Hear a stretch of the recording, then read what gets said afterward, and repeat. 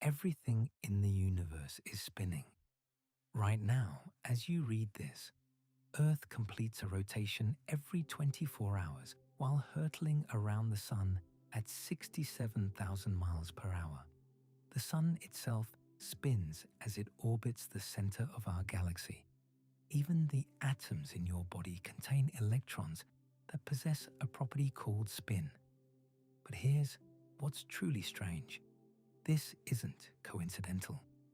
There's a reason everything rotates, from subatomic particles to supermassive black holes.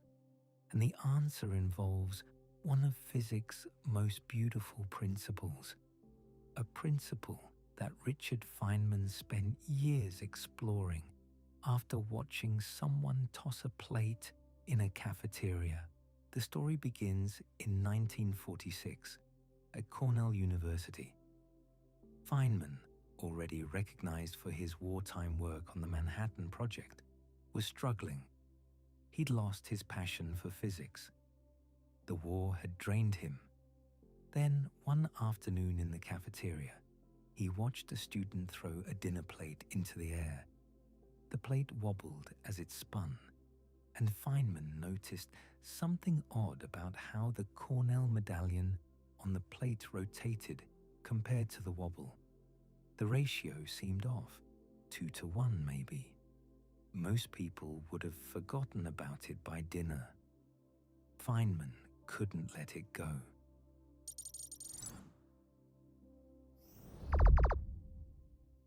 He went back to his office and started working out the equations. The mathematics of a spinning, wobbling disk turned out to be far more complex than he'd anticipated. Multiple rotation axes, torques changing in 3 dimensions, angular momentum vectors precessing through space. He spent days on what seemed like a trivial problem. His colleagues thought he'd lost perspective. Hans Bethe, his department chair, actually asked him why he was wasting time on such nonsense. Feynman's response changed everything. He said he was playing, just having fun with physics again. And from that playful exploration of a wobbling plate came insights that eventually contributed to his Nobel Prize-winning work on quantum electrodynamics. But the deeper question remained. Why was the plate spinning in the first place? Why does everything spin? The answer isn't what you'd expect. Objects don't spin because something actively makes them rotate. They spin because the universe started with rotation built in, and there's a fundamental law that prevents it from disappearing. This law is so powerful that nature would sooner bend space and time than violate it. It's called the conservation of angular momentum. You've probably heard of conservation of energy, the principle that energy can't be created or destroyed, only transformed. Angular momentum works the same way, except it governs rotation. Once something starts spinning, that rotational motion can't simply vanish. It can change form, transfer to other objects, or redistribute itself. But the total amount remains constant in any isolated system. This isn't just a quirky rule that physicists noticed. It's a consequence of something much deeper. In 1918, mathematician Emmy Noether proved a theorem that connected symmetries in nature to conservation laws. Her insight was profound. Every conservation law corresponds to a symmetry. Conservation of energy comes from time symmetry. Physics works the same whether you perform an experiment today or tomorrow. Conservation of momentum comes from spatial symmetry. Physics works the same here or 100 miles away.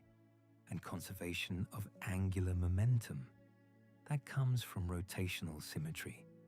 The laws of physics don't care which direction you're facing. Turn your laboratory 90 degrees, and the experiments work identically. This rotational invariance of physical laws guarantees that angular momentum must be conserved. Think about what this means. The universe's fundamental structure, the fact that space has no preferred orientation, directly causes rotation to persist throughout cosmic history. Let's make this concrete. Picture an ice skater spinning with her arms extended. She's rotating at a modest speed, maybe 1 revolution per second. Then she pulls her arms tight against her body. Suddenly, she's spinning much faster, 3, 4, 5 times as fast. Where did that extra rotational speed come from? The answer lies in how angular momentum is calculated. It depends on 2 things: how fast something rotates and how its mass is distributed relative to the rotation axis. Specifically, angular momentum equals the moment of inertia multiplied by angular velocity. When the skater pulls her arms in, she's decreasing her moment of inertia, bringing her mass closer to the rotation axis. Since angular momentum must stay constant, her angular velocity increases proportionally. The skater doesn't feel like she's doing anything to spin faster. She's just pulling her arms in. But the universe, through its insistence on conserving angular momentum, automatically speeds up her rotation. She's not creating the faster spin through muscular effort. She's letting a fundamental law do the work. This principle operates everywhere. When a massive star exhausts its nuclear fuel and collapses, the same thing happens. The star's outer layers fall inward, bringing enormous amounts of mass closer to the rotation axis. A star that originally rotated once every few weeks can collapse into a neutron star spinning hundreds of times per second. Some pulsars, rapidly rotating neutron stars, complete a full rotation in just milliseconds. These aren't tiny objects spinning like pinwheels. We're talking about spheres the size of a city with the mass of our sun, rotating faster than a kitchen blender. The rotational energy is so immense that if you could somehow stop a pulsar's spin instantly, the energy released would exceed all the light our sun will produce in its entire 10 billion year lifetime. And all of this happens because angular momentum, once established, can't disappear. The collapsing star must spin faster to preserve its rotational motion. But we still haven't answered the fundamental question. Where did the original rotation come from? Why was anything spinning to begin with? This is where the story reaches back to the beginning of everything. 13.8 billion years ago, the universe began in what we call the Big Bang. In those first instants, space itself expanded faster than light, carrying energy outward in all directions. As the universe cooled, this energy condensed into matter, first subatomic particles, then hydrogen and helium atoms, eventually gathering into vast clouds of gas. These primordial gas clouds weren't perfectly uniform. They had tiny density fluctuations. Quantum variations stretched to cosmic scales by the rapid inflation. And crucially, they weren't perfectly symmetrical. When 2 regions of slightly different density began to gravitationally attract each other, they didn't fall directly toward each other in a straight line. They approached at slight angles with tiny sideways motions. Remember those ice skaters we mentioned? When 2 skaters approach each other and link arms, they start rotating. If they link right arms, they spin clockwise. Left arms, counterclockwise. The asymmetry in their approach creates angular momentum. The same thing happened throughout the early universe.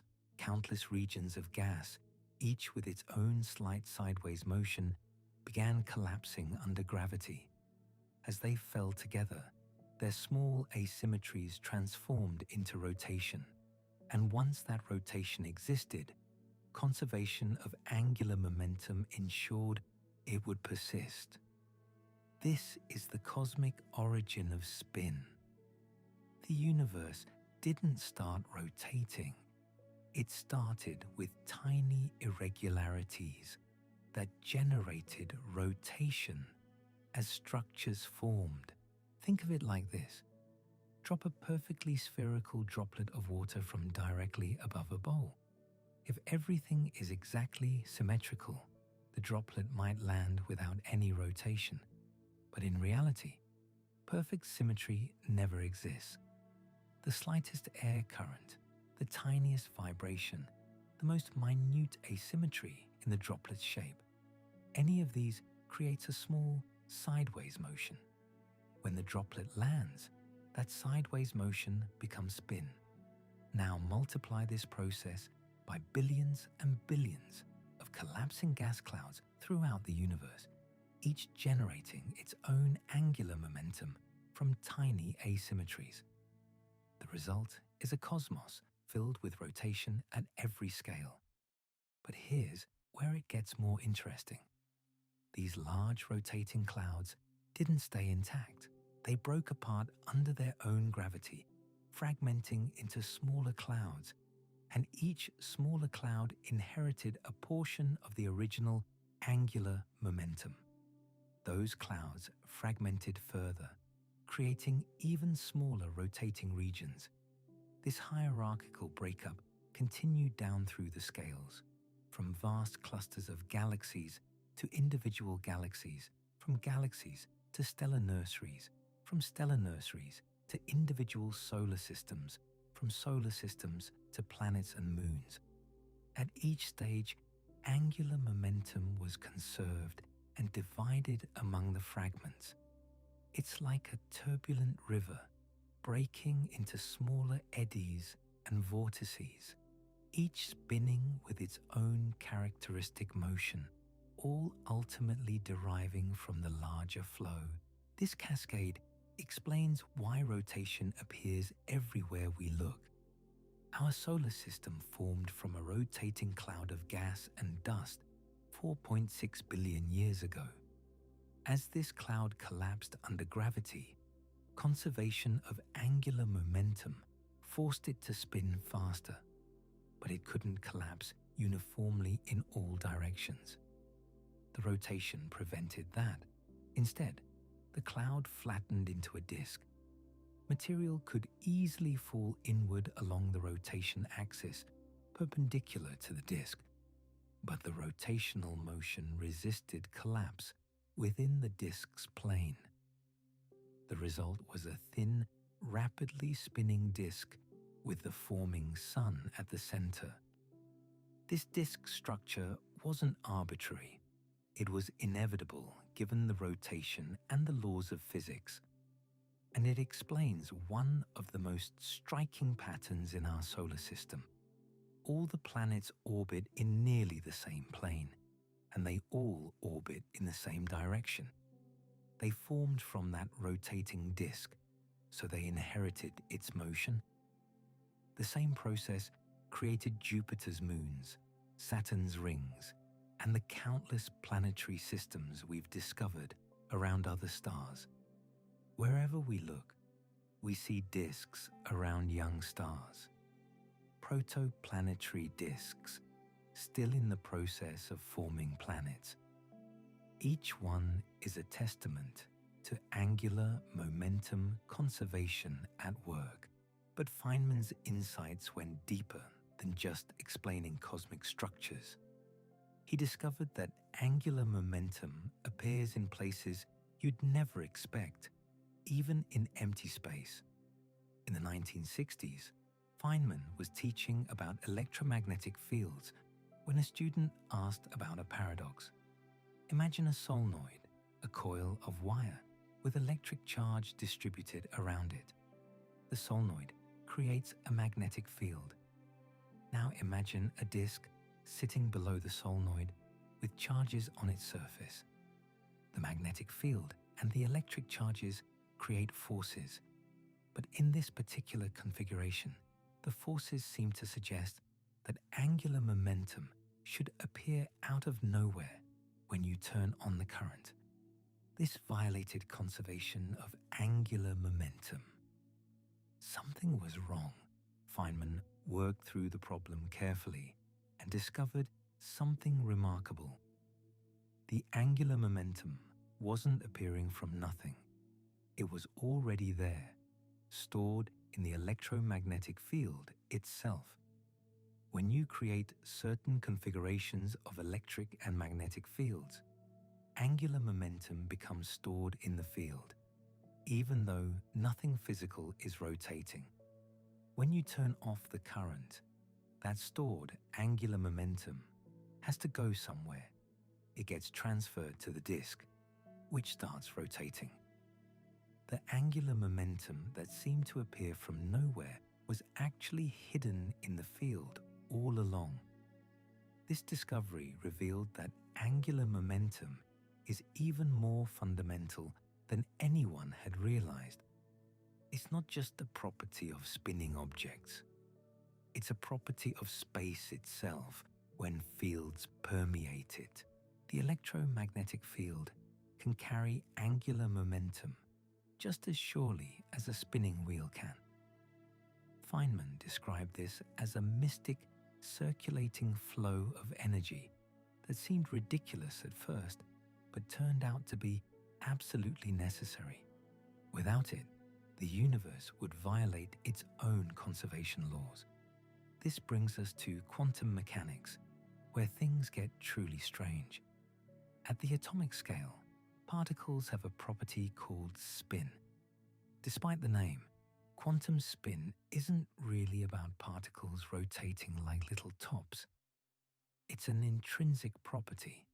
Particles just have spin, the way they have mass or electric charge.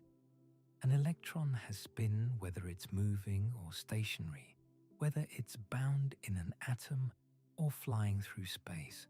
Yet this quantum spin follows the same conservation laws as the classical spinning of planets and galaxies. It's angular momentum, in a very real sense, contributing to the total angular momentum of any system. Feynman spent considerable effort making sense of quantum spin. In his famous lectures on physics, he walked students through the mathematics of spin half-particles. Particles like electrons that have two possible spin states. The math is subtle and counterintuitive. If you rotate a spin half-particle by 360 degrees, it doesn't return to its original state. You have to rotate it 720 degrees, 2 full rotations, before the quantum state comes back to where it started. This isn't just mathematical abstraction. It has real physical consequences that show up in experiments. The Stern-Gerlach experiment, which splits a beam of atoms based on their spin, demonstrates these quantum properties directly. What Feynman helped clarify is that quantum spin and classical rotation aren't separate phenomena. They're two manifestations of the same underlying principle, angular momentum conservation, operating at different scales with different rules. Now we're ready to see the full picture of why everything spins. The connection between these scales runs deeper than most people realize. It's tied to something that happened at the very beginning of the universe. Within moments after the Big Bang, the primordial fireball of energy expanded at incredible speed. Then it cooled and solidified into matter. But that fireball wasn't perfectly uniform. Satellite observations of the cosmic microwave background radiation revealed tiny fluctuations, slight variations in temperature and density across different regions of the early universe. These imperfections were crucial. The largest clumps of matter had initial angular momentum, inherited from quantum fluctuations in the earliest moments of cosmic existence. As the universe evolved, these clumps broke up into smaller clumps. Clusters of galaxies formed, which broke into groups of galaxies, which broke into individual galaxies, which broke into solar systems, which broke into stars and planets. Each smaller clump got its own share of the original, total angular momentum. The process continued down through every scale. It's remarkably similar to turbulent water breaking up into smaller and smaller vortices, each carrying its own angular momentum. This is why everything spins today. From dust particles to galaxy superclusters, rotation is ubiquitous. In a turbulent and angular momentum-rich universe like ours, there's no way to avoid it. But here's what makes this truly elegant. The conservation law ensures that angular momentum never disappears. It just gets redistributed. When two objects approach each other, any asymmetry in their interaction generates rotation. Two ice skaters approaching and linking arms will start rotating. Link right arms and they spin clockwise. Link left arms and they spin counterclockwise. The angular momentum appears because their approach wasn't perfectly symmetric. Once that rotation exists, it persists. Without external torque, angular momentum remains constant. This principle operates at every level throughout the cosmos. Consider what happens when stars run out of fuel. The remaining matter falls toward the center, spinning faster and faster. Just as a figure skater pulls her arms in to spin faster, a collapsing star winds itself up. The acceleration is dramatic. Neutron stars and pulsars spin at incredible rates, sometimes hundreds of times per second. Why? Conservation of angular momentum during stellar collapse. When a massive star collapses, its radius decreases by factors of thousands or millions. The angular momentum can't change without external torque, so it's redistributed. As matter falls closer to the spin axis, it must speed up. The mathematical relationship is straightforward. Angular momentum equals moment of inertia multiplied by angular velocity. Moment of inertia depends on how mass is distributed, how far it sits from the rotation axis. Angular velocity is simply how fast something spins. When moment of inertia decreases, angular velocity must increase proportionally. The total angular momentum stays constant. This same principle shaped our solar system. 4.6 billion years ago, a cloud of gas and dust called the solar nebula began collapsing, probably triggered by a shock wave from a nearby supernova explosion. The nebula was rotating slowly. As it collapsed under its own gravity, it spun faster. Over about 100,000 years, competing forces, gravity, gas pressure, magnetic fields, and rotation caused the contracting nebula to flatten into a spinning disk with the sun forming at the center. Why a disk? Why not a sphere? Angular momentum prevented it. The rotation kept material from falling directly toward the center. Instead, material could easily fall inward along the rotation axis, perpendicular to the disk. But in the plane of rotation, the spinning motion resisted collapse. The result was a flat disk. The sun formed in the middle. Planets formed from material in the disk. Since they all formed from the same rotating structure, they all orbit the same direction. The regularity of planetary motions in our solar system, all revolving around the Sun in roughly the same plane, all going the same direction, isn't coincidence. It's a direct consequence of angular momentum conservation during formation. Galaxies form the same way. When a rotating cloud of gas collapses, it can't become spherical if it's spinning. Feynman noted this clearly. The shape of galaxies shows matter's tendency to agglomerate. We can't prove gravity follows the inverse square law precisely at these enormous scales, but attraction holds everything together. So why isn't a galaxy just a ball? Because it's spinning. It has angular momentum. It cannot give up as it contracts. It must contract mostly in a plane. The disc-like shape of spiral galaxies results directly from conservation of angular momentum. The rotation prevents collapse in the plane of the disk while allowing it perpendicular to that plane. Interestingly, studying how galaxies rotate provided the first strong evidence for dark matter. Galaxies spin faster at their edges than visible matter alone can explain. Something invisible must be providing additional mass and gravity, but that's another story. What matters here is that angular momentum shapes cosmic structure at every scale, and it all traces back to those initial asymmetries in the early universe, imperfections that seeded rotation into everything that followed. You might wonder whether the universe itself rotates. If everything within it spins, why not the whole thing? Some physicists have searched for evidence of universal rotation. If the universe was born with initial spin, we might expect to see patterns. As it expanded from the Big Bang, turbulence would dissipate that angular momentum among smaller objects.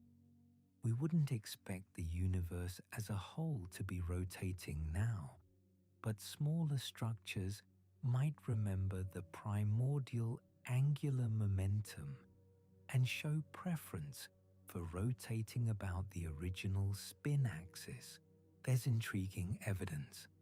Observations suggest about 10% more spiral galaxies are left-handed spirals, spinning in the same direction as our Milky Way. This statistical preference is subtle, but potentially significant.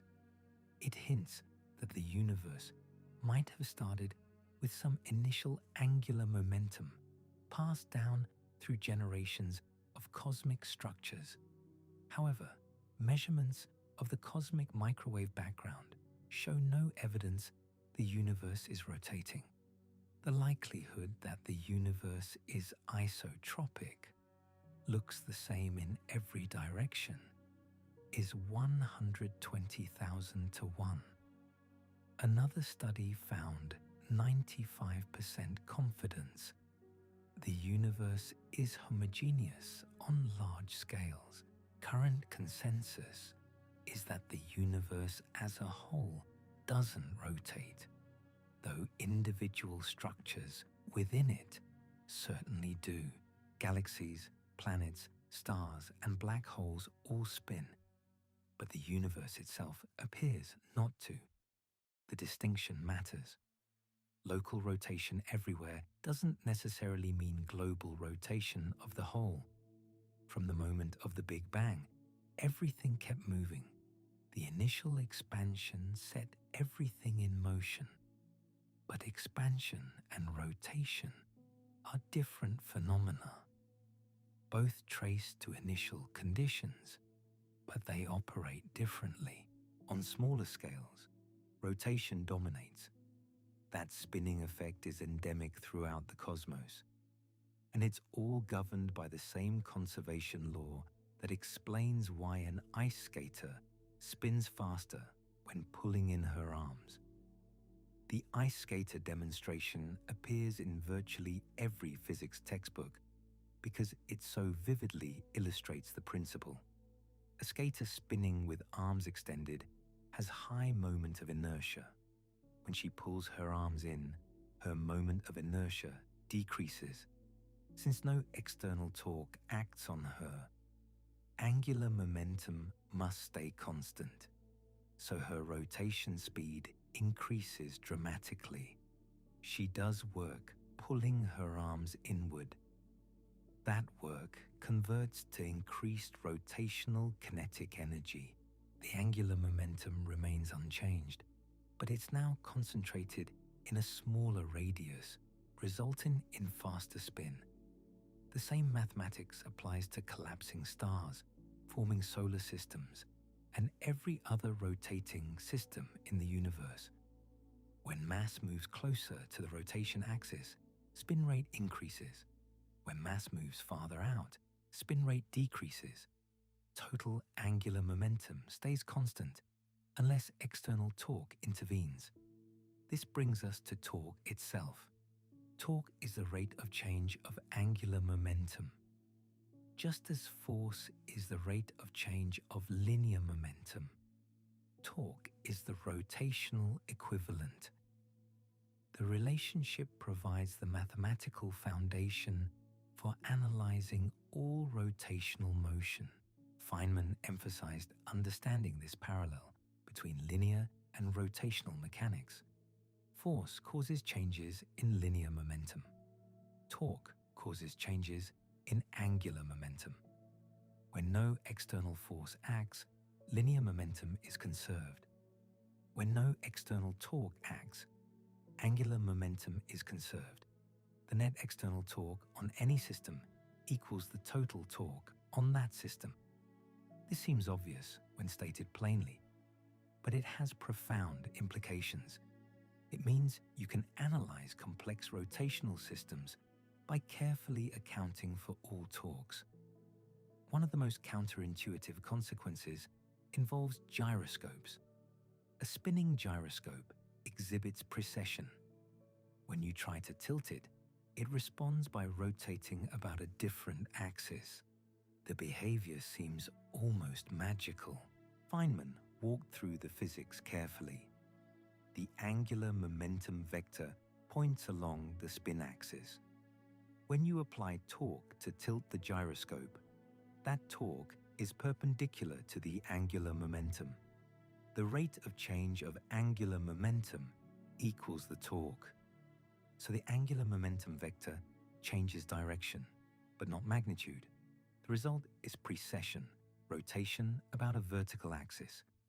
The gyroscope has to yield slightly to gravity, tipping down a bit. By turning its axis down slightly, it maintains rotation about the vertical axis. The angular momentum doesn't change in magnitude, only direction. The torque, which is the rate of change of angular momentum, equals the moment of inertia times the angular velocity times the precession rate. This precession phenomenon finds practical applications everywhere. Bicycles and motorcycles owe their stability partly to gyroscopic effects from spinning wheels.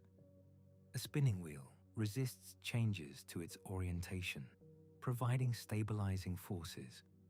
Rifled bullets spin as they fly through the air. This spin stabilizes their trajectory through conservation of angular momentum, making firearms far more accurate. Without spin, small asymmetries would cause bullets to tumble. Flying discs work the same way. Gyroscopes obviously depend on the principle. Even hurricanes form spirals because of angular momentum conservation operating in rotating atmospheric systems. The applications span engineering, sports, aerospace technology, and countless other fields. Angular momentum conservation isn't just abstract physics. It's a practical tool that shapes how we design everything from spacecraft to sporting equipment. But perhaps the most remarkable applications involve understanding the cosmos itself. Conservation of angular momentum explains the structure of galaxies, the formation of planetary systems, the behavior of collapsing stars, and the spin of black holes. It connects the smallest quantum particles to the largest cosmic structures through a single unifying principle, a principle that emerges from the fundamental symmetries of nature. The fact that physics remains unchanged when you rotate your perspective by any angle about any axis. Now look at what happens when we zoom out to the cosmos itself. Galaxies, those vast island universes containing hundreds of billions of stars, all rotate. Why? The answer starts with a simple observation. Galaxies aren't spherical. Most spiral galaxies look like flattened disks with arms curving outward. This shape isn't random. It's a direct consequence of angular momentum conservation during galaxy formation, when a massive cloud of gas begins collapsing under its own gravity. Rotation prevents everything from falling straight to the center. Material can collapse along the rotation axis, perpendicular to the eventual disk, but rotational motion resists collapse in the plane of rotation. The result? A flattened disk structure. Feynman explained this beautifully. He noted that galaxies show an obvious tendency for matter to clump together. At such enormous dimensions, we can't prove gravity follows precisely the inverse square law. We only know attraction holds everything together. But why isn't a galaxy just a ball? Because it spins. It has angular momentum that can't be given up during contraction. It must contract mostly in one plane. This creates the majestic spiral structures we observe throughout the universe. The Milky Way, Andromeda, countless others, all shaped by this fundamental principle. But here's where things get interesting. When astronomers measured how fast galaxies rotate, they found something unexpected. Stars at the outer edges move faster than they should, based on visible matter alone. Much faster. According to Newtonian gravity, rotation speed should decrease as you move outward from the galactic center. Like planets orbiting the sun, with inner planets moving faster than outer ones. But galaxies don't behave this way. Their rotation curves stay flat far beyond the visible disk. This discrepancy led to one of the most profound discoveries in modern astronomy. There must be far more mass present than we can see. This invisible mass, dark matter, forms vast halos surrounding galaxies. These halos contain roughly 5 times more mass than all the visible stars, gas, and dust combined. Dark matter reveals itself only through gravity, through its effect on rotation. The rotation curves of galaxies provided some of the first compelling evidence that most of the universe's mass is invisible to our telescopes. Angular momentum conservation operates here too. The dark matter halo rotates along with the visible galaxy. The total angular momentum includes contributions from both the visible matter we can observe and the dark matter we can only detect through its gravitational influence. This discovery fundamentally changed our understanding of the universe. We live in a cosmos where most matter is dark, revealing itself only through how it affects the rotation of visible structures. Now let's trace this spinning phenomenon back to its origin. Why does everything in the universe rotate at all? The answer lies in the very beginning. The Big Bang didn't create a perfectly uniform universe. Satellite observations of the cosmic microwave background radiation, the afterglow of creation, showed tiny fluctuations. These weren't random. They represented the seeds of all future structure. The primordial fireball expanded incredibly fast. As it cooled and solidified into matter, the largest clumps possessed initial angular momentum. Small asymmetries in density and motion created rotation. These massive clumps broke apart into smaller clusters. Galaxy clusters became galaxy groups. Galaxy groups became individual galaxies. Galaxies spawned solar systems. Solar systems birthed planets and moons. At each stage, the smaller clumps inherited their share of the original angular momentum. Like turbulent water spinning off ever smaller vortices, cosmic structure formation distributed angular momentum down through the scales. This hierarchical process explains why everything today has some spin. From galaxy superclusters down to dust particles, rotation is universal because angular momentum, once created, persists. It can be redistributed but not destroyed. Some researchers have found intriguing patterns. About 10% more spiral galaxies appear to be left-handed spirals, spinning in a particular direction. This subtle preference might trace back to primordial angular momentum from the early universe.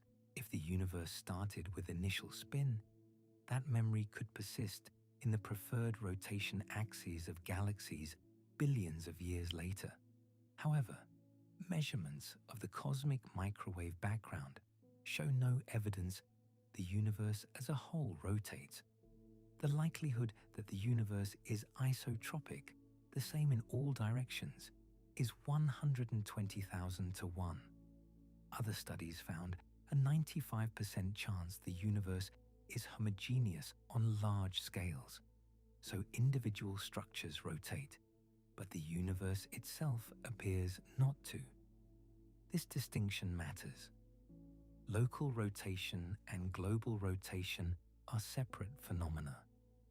Everything within the universe spins, but the cosmos as a whole doesn't seem to possess net angular momentum. Let's bring this back to something more tangible.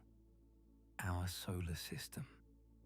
4.6 billion years ago, a cloud of gas and dust drifted through space. A shock wave from a nearby supernova likely triggered its collapse. As gravity pulled material inward, the cloud began rotating faster. Conservation of angular momentum at work. Over about 100,000 years, competing forces shaped the collapse. Gravity pulled inward, gas pressure pushed outward, magnetic fields twisted through the plasma, and rotation.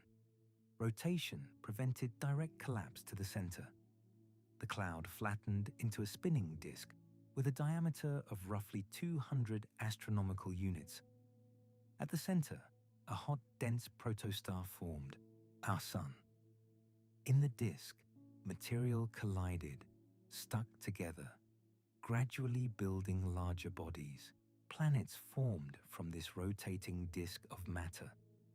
This explains the remarkable regularities we observe. All planets orbit the Sun in the same direction. Their orbits lie approximately in the same plane as the Sun's equator. The Sun itself rotates in the same direction as the planetary orbits. These patterns aren't coincidence. They're inevitable consequences of formation from a rotating disk. The disk existed because angular momentum prevented direct collapse. The common rotation direction reflects the original spin of the collapsing cloud. You can see this process playing out today. The Hubble Space Telescope has captured images of protoplanetary disks around young stars, flat, rotating structures stretching billions of miles across. future planetary systems in the making. Each one formed the same way ours did, through conservation of angular momentum, that spinning effect stretching matter into a disk.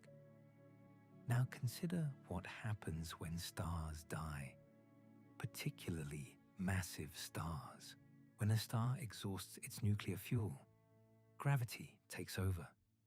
The core collapses, material falls inward at incredible speeds, and as it falls, it spins faster and faster. The ice skater effect, but on a cosmic scale. A star that rotated once per month might collapse into a neutron star, rotating hundreds of times per second. Some pulsars, rapidly spinning neutron stars, complete a rotation in mere milliseconds. This isn't mysterious. It's conservation of angular momentum operating under extreme conditions. When the star's radius decreases by factors of thousands, its rotation rate must increase by the same factor to conserve angular momentum. The result? Some of the fastest rotating objects in the universe. Neutron stars spinning at rates that would tear apart anything less compact. The same principle that makes ice skaters spin faster creates these cosmic whirligigs. Black holes work similarly. When massive stars collapse beyond the neutron star stage, they form spinning black holes. The rotation of the collapsing matter creates black holes with enormous angular momentum. These rotating black holes, called Kerr black holes, drag space-time itself around with them. Space near a spinning black hole gets pulled along like water near a whirlpool. The angular momentum of black holes has profound effects. It limits how much matter can fall directly in. It creates an ergosphere where space-time itself rotates. It determines how jets of matter can be launched from near the event horizon, all because angular momentum must be conserved. Even when matter collapses into a singularity, its rotation persists. The black hole remembers the spin of the matter that formed it. This brings us to perhaps the most remarkable aspect. Angular momentum isn't just a property of rotating objects, it's a property of fields themselves. Feynman explored a fascinating paradox. Imagine a solenoid, a coil of wire with a magnetic field running through its center. Place a charged sphere around the solenoid. The magnetic field and the electric field of the charges create a configuration that stores angular momentum in the electromagnetic field itself. When you turn off the magnetic field, that stored angular momentum must go somewhere. The result? The sphere begins rotating. The angular momentum stored in empty space in the field configuration transfers to mechanical rotation of physical matter. At first, this seemed absurd. How can empty space carry angular momentum? But Feynman showed it's absolutely necessary. Conservation of angular momentum demands it. The electromagnetic field must carry momentum and angular momentum to maintain conservation laws throughout the universe. This isn't just theoretical. It's been verified experimentally. Electromagnetic fields genuinely possess angular momentum. Light carries angular momentum, both orbital and spin varieties. Circularly polarized light has spin angular momentum. Twisted beams of light have orbital angular momentum. You can even transfer angular momentum from light to matter. Optical tweezers use laser beams to trap and rotate microscopic particles. The light's angular momentum becomes the particle's angular momentum. Conservation in action. This reveals something profound. Angular momentum isn't just a property of spinning objects. It's a fundamental aspect of reality woven into fields, particles, and the structure of space-time itself. Feynman's insights extended beyond classical rotation. He delved deep into quantum mechanical spin, an entirely different kind of angular momentum. Quantum spin doesn't correspond to anything literally spinning in space. It's an intrinsic property of particles, like mass or charge. Electrons have spin, quarks have spin, photons have spin. Even particles that seem point-like, with no size to rotate, possess angular momentum. This spin is quantized. It comes in discrete units. Electrons are spin 1/2 particles. Photons are spin 1 particles. The Higgs boson is spin 0. These aren't arbitrary labels.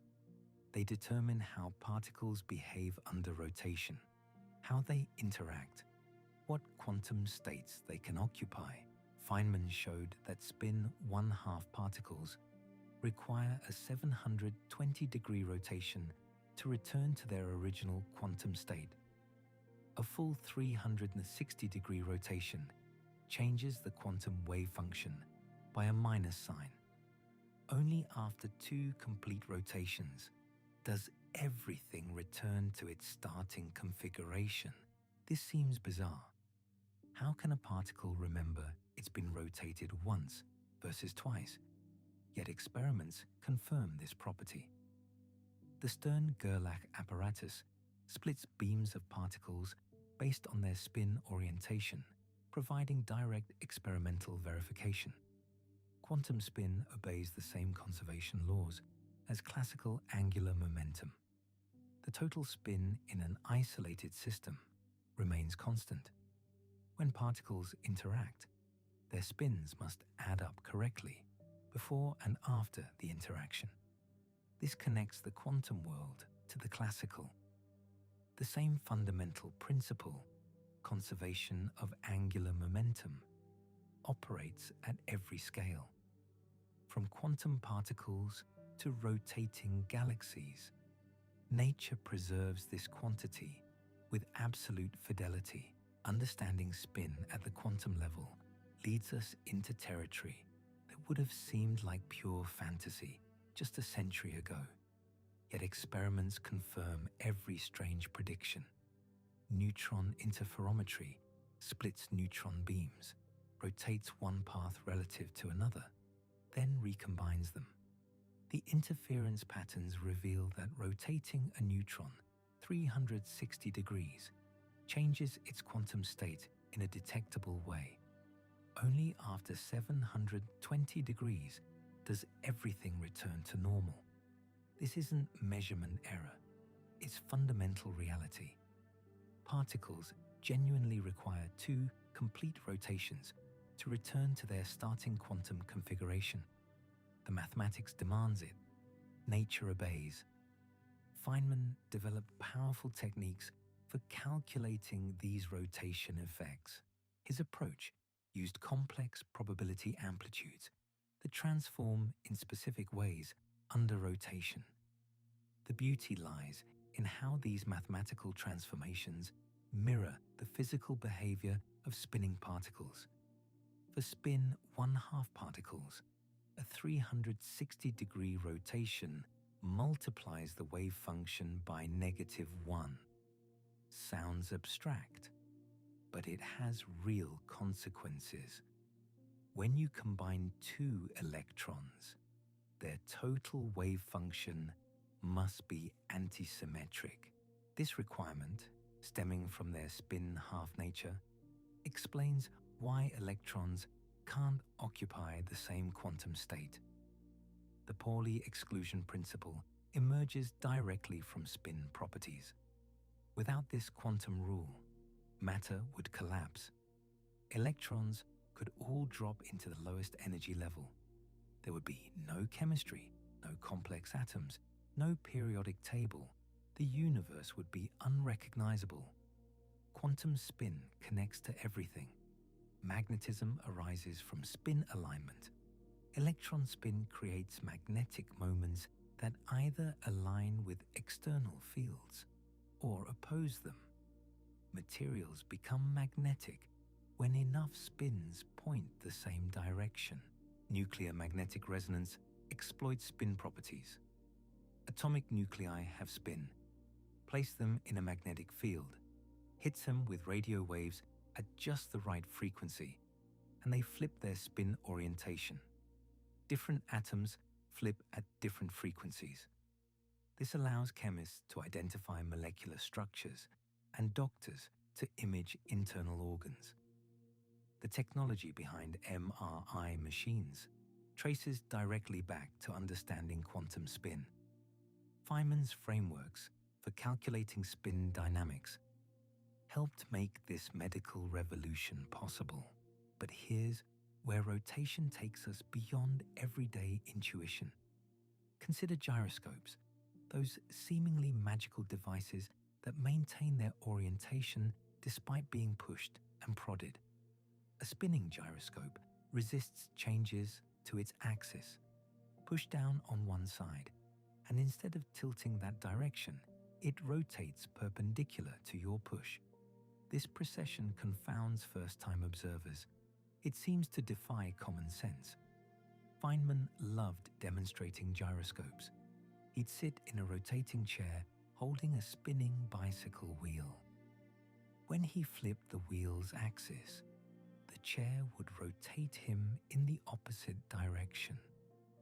Angular momentum conservation made visible and visceral.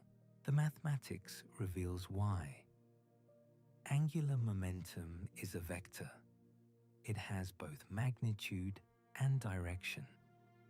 When you apply torque to a spinning object, you change its angular momentum vector, but you can only change it in the direction of the applied torque.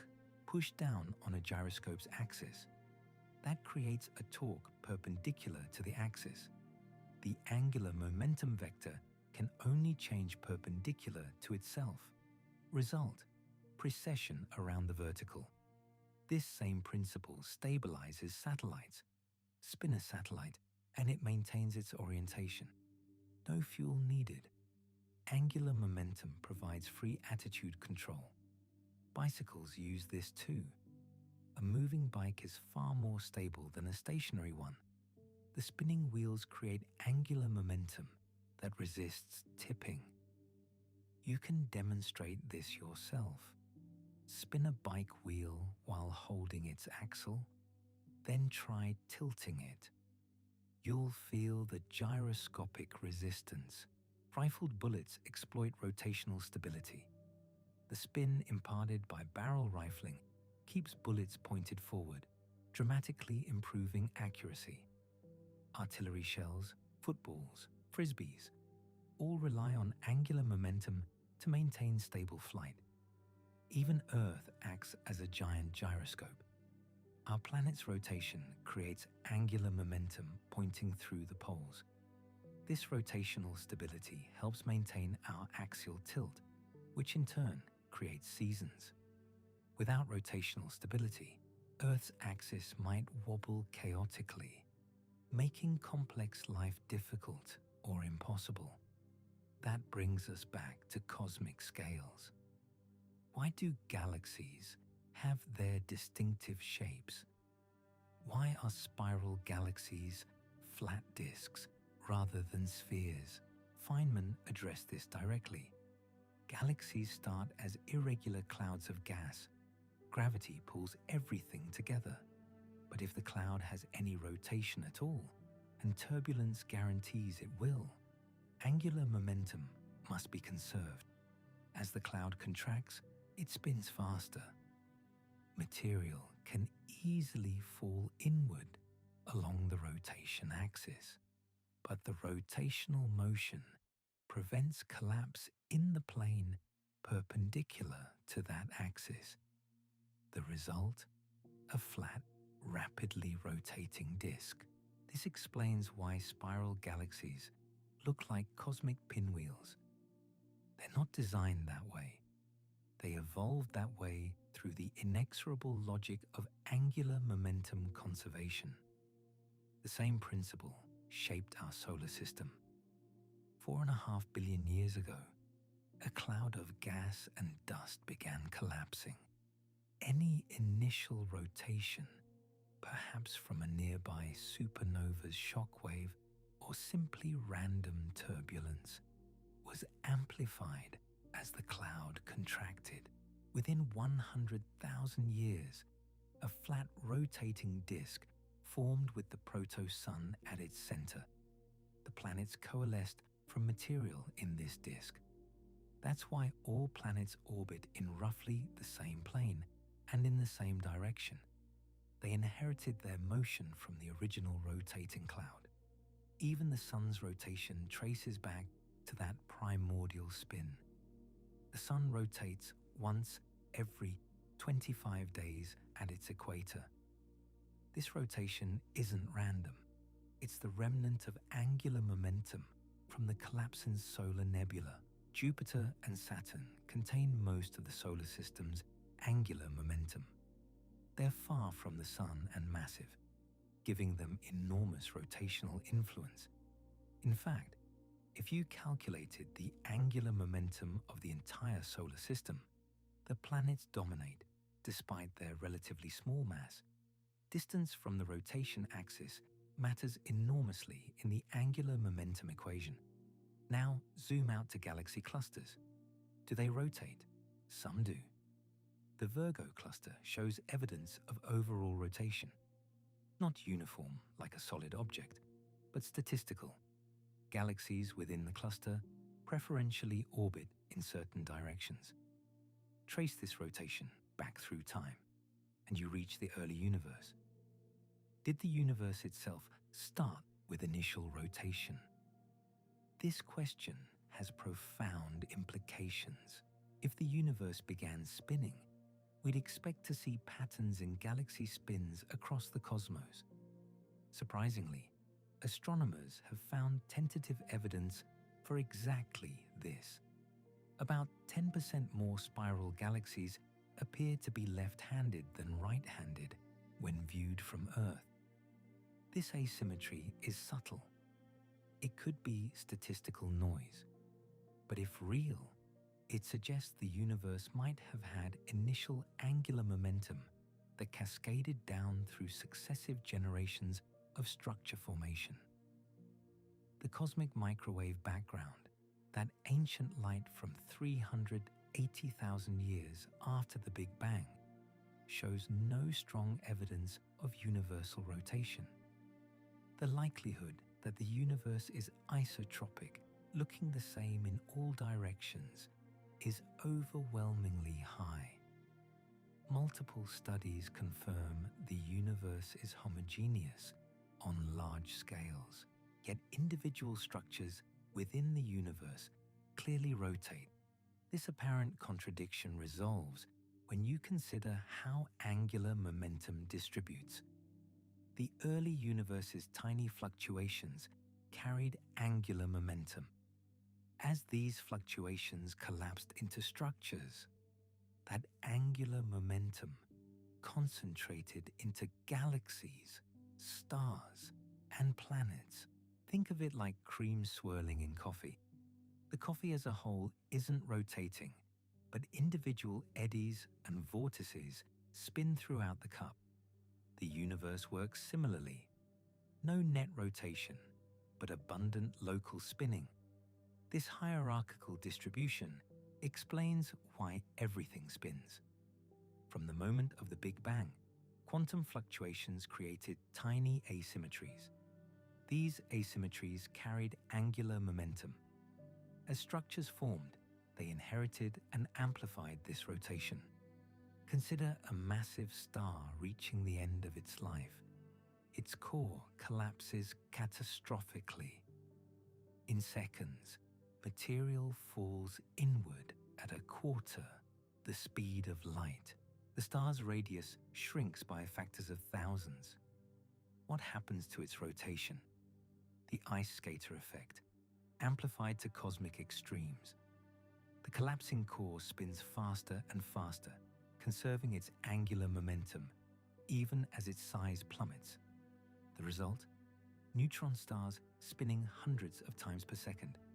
Pulsars, rotating neutron stars whose beams sweep across Earth like cosmic lighthouses, rotate at rates that would tear normal matter apart.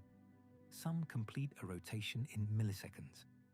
The fastest known pulsar, PSRJ 1748-2446 AD, spins 716 times per second.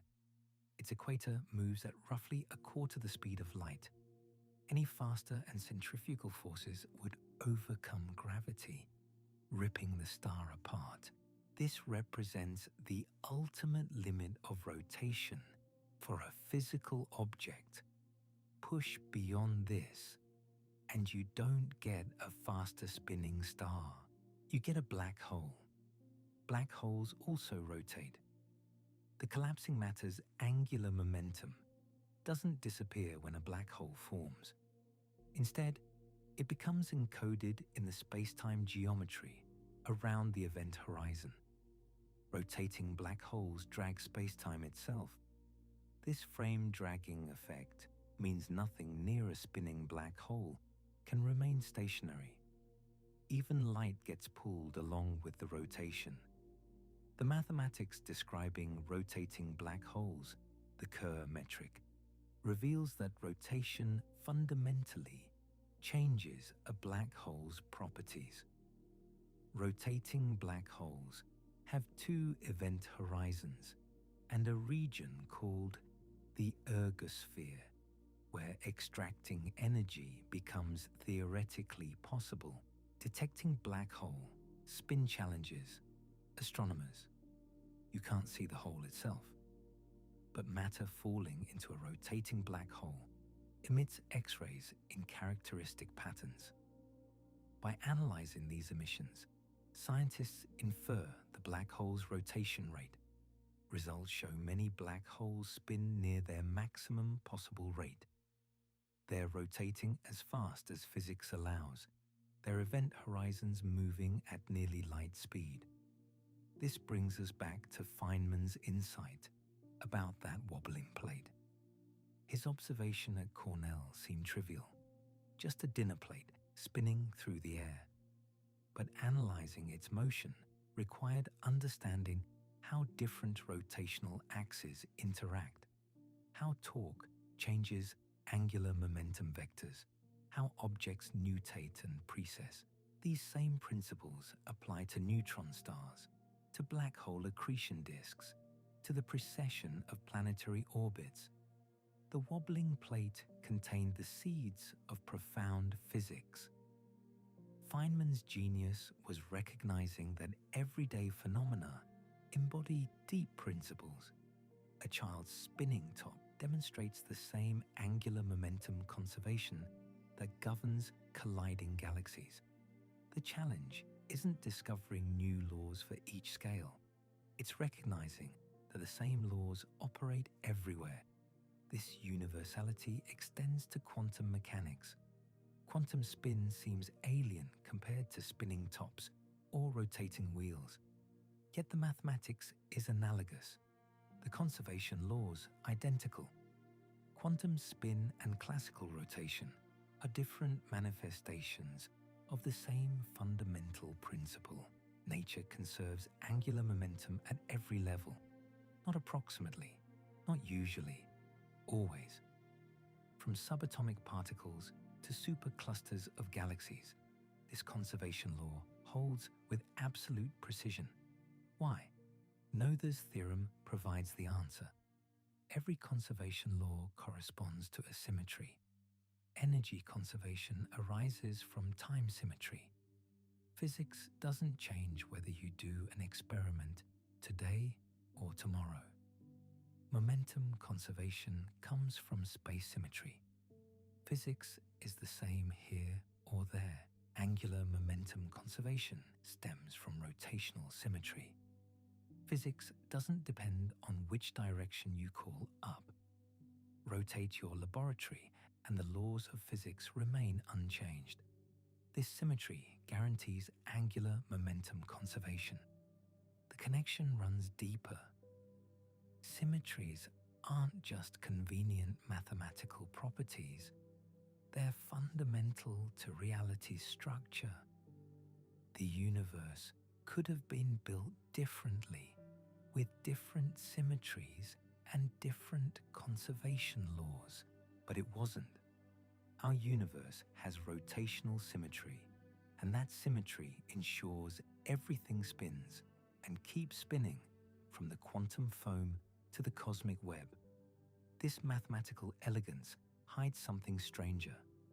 Conservation laws don't just describe how nature behaves, they dictate it.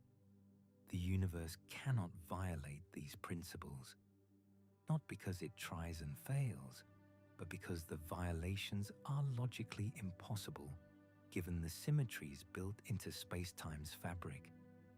Consider what this means for angular momentum. When a figure skater pulls in her arms and spins faster, she's not choosing to spin faster.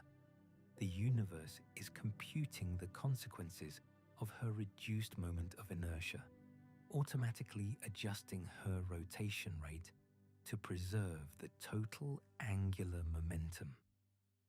She experiences this as intentional action, but physics sees it as inevitable consequence.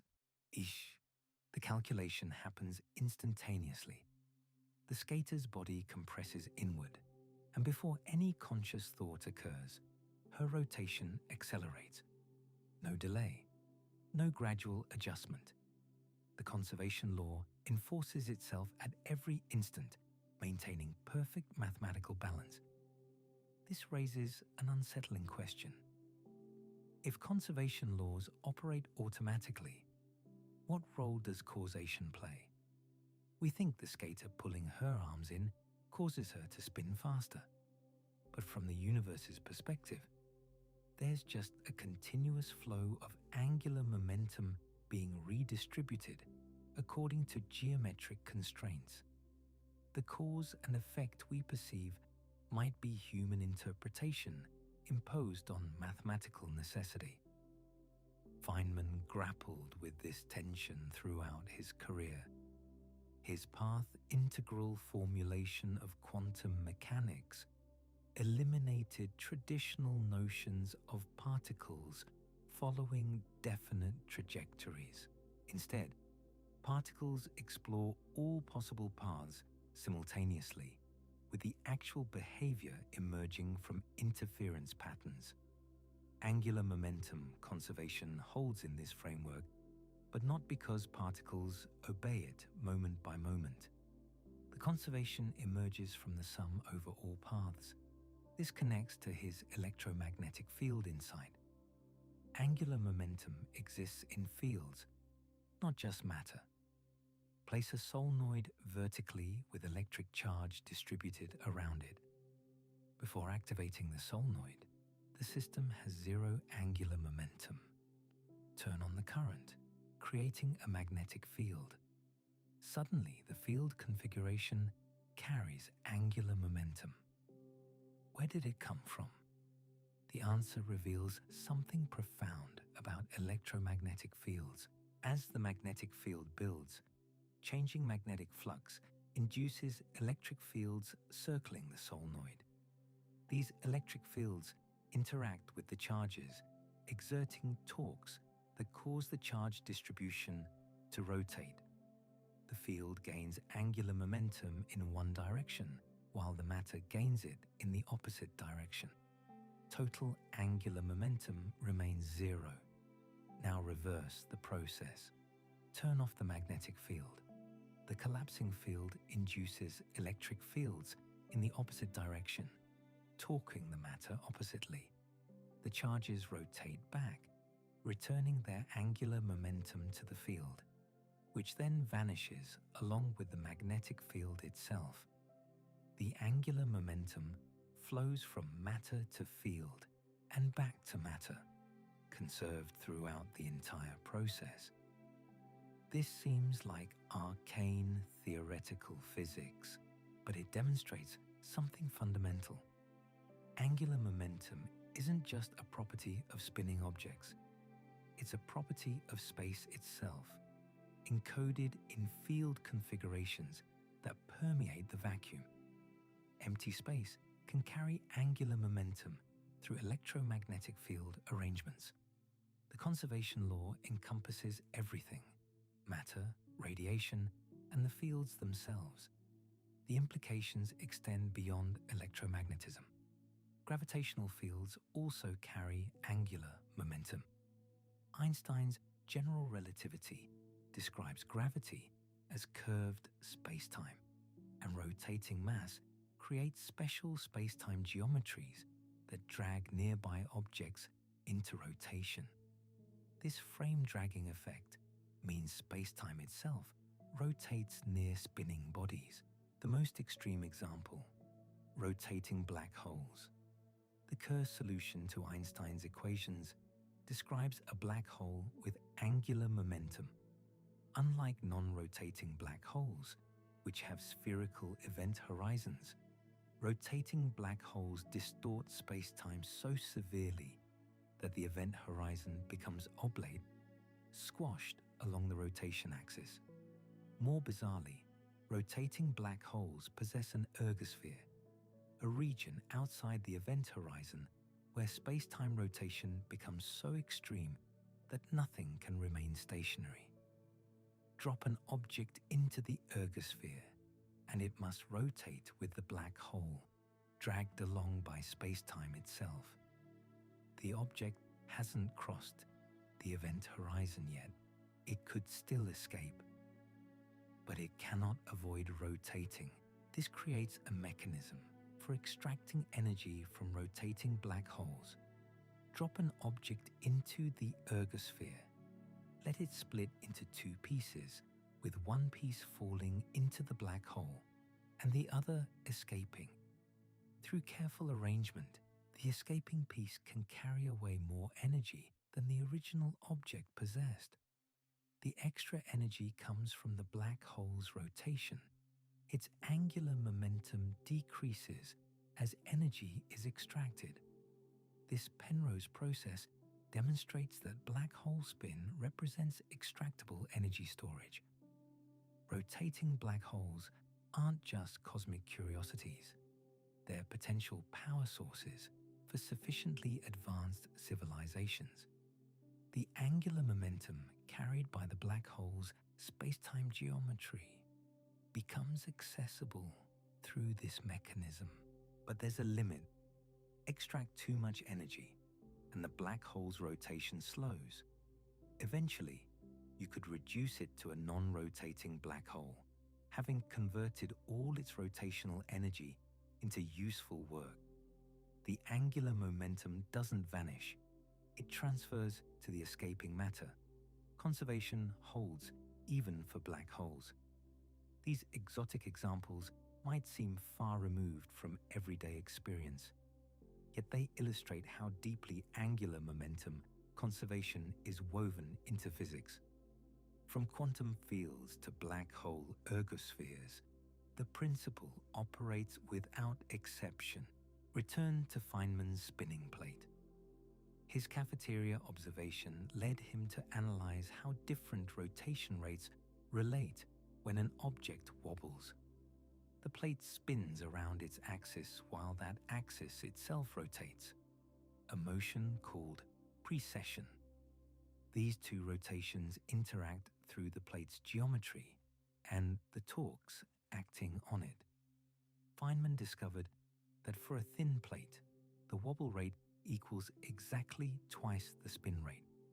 This 2-to-1 ratio emerged from the mathematical relationship between different components of angular momentum. The result seemed trivial when he first calculated it, just an interesting geometric fact about spinning plates. But this analysis planted seeds that grew into his Nobel Prize work on quantum electrodynamics, the same mathematical techniques for decomposing angular momentum into components and tracking how they evolve proved essential for understanding particle interactions. The wobbling plate contained lessons about rotational dynamics that transferred directly to quantum field theory. This exemplifies Feynman's approach to physics. He didn't separate important problems from trivial ones. Every phenomenon potentially revealed deep principles. A dinner plate's wobble, a spinning wheel's resistance to tipping, the precession of a gyroscope. Each demonstrated angular momentum conservation in different guises. His famous demonstration with a bicycle wheel and rotating chair made this visceral. Sit on a frictionless rotating stool holding a spinning bicycle wheel vertically. The wheel spins clockwise when viewed from above. The stool doesn't rotate. The system's total angular momentum is just the wheel spin. Now flip the wheel upside down. Suddenly, you and the stool start rotating counterclockwise. The wheel still spins in the same direction relative to itself, but relative to the room, it now spins counterclockwise. This flip reversed the wheel's angular momentum vector. To conserve the total angular momentum, which must remain what it was initially, you and the stool must acquire equal and opposite angular momentum.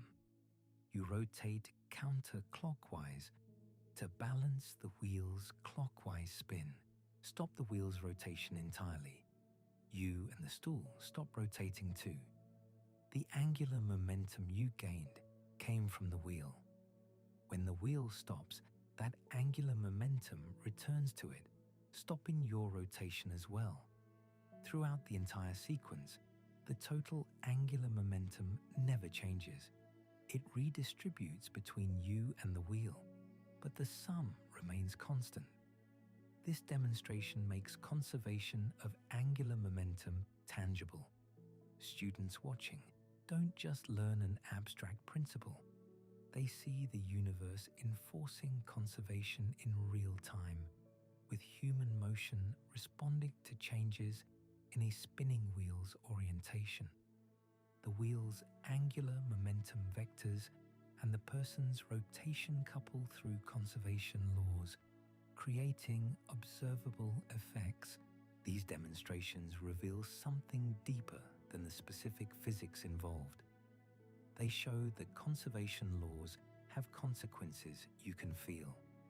When you manipulate a gyroscope and experience its resistance to reorientation, you're directly experiencing angular momentum conservation. The strange forces you feel aren't new physics. They're your body encountering a conservation law. This connects to the ultimate question about rotation in the universe. Where did all the angular momentum come from originally? If the Big Bang started from a point, and points don't rotate, how did rotation enter the universe? The answer lies in those primordial asymmetries. The early universe wasn't perfectly symmetric. Quantum fluctuations during inflation created tiny density variations. These variations broke perfect symmetry, introducing preferred directions. As matter clumped together under gravity, these asymmetries generated angular momentum. Think of two clouds of gas approaching each other. If they approached perfectly head-on, they'd collide without rotating. But perfect symmetry never occurs in nature.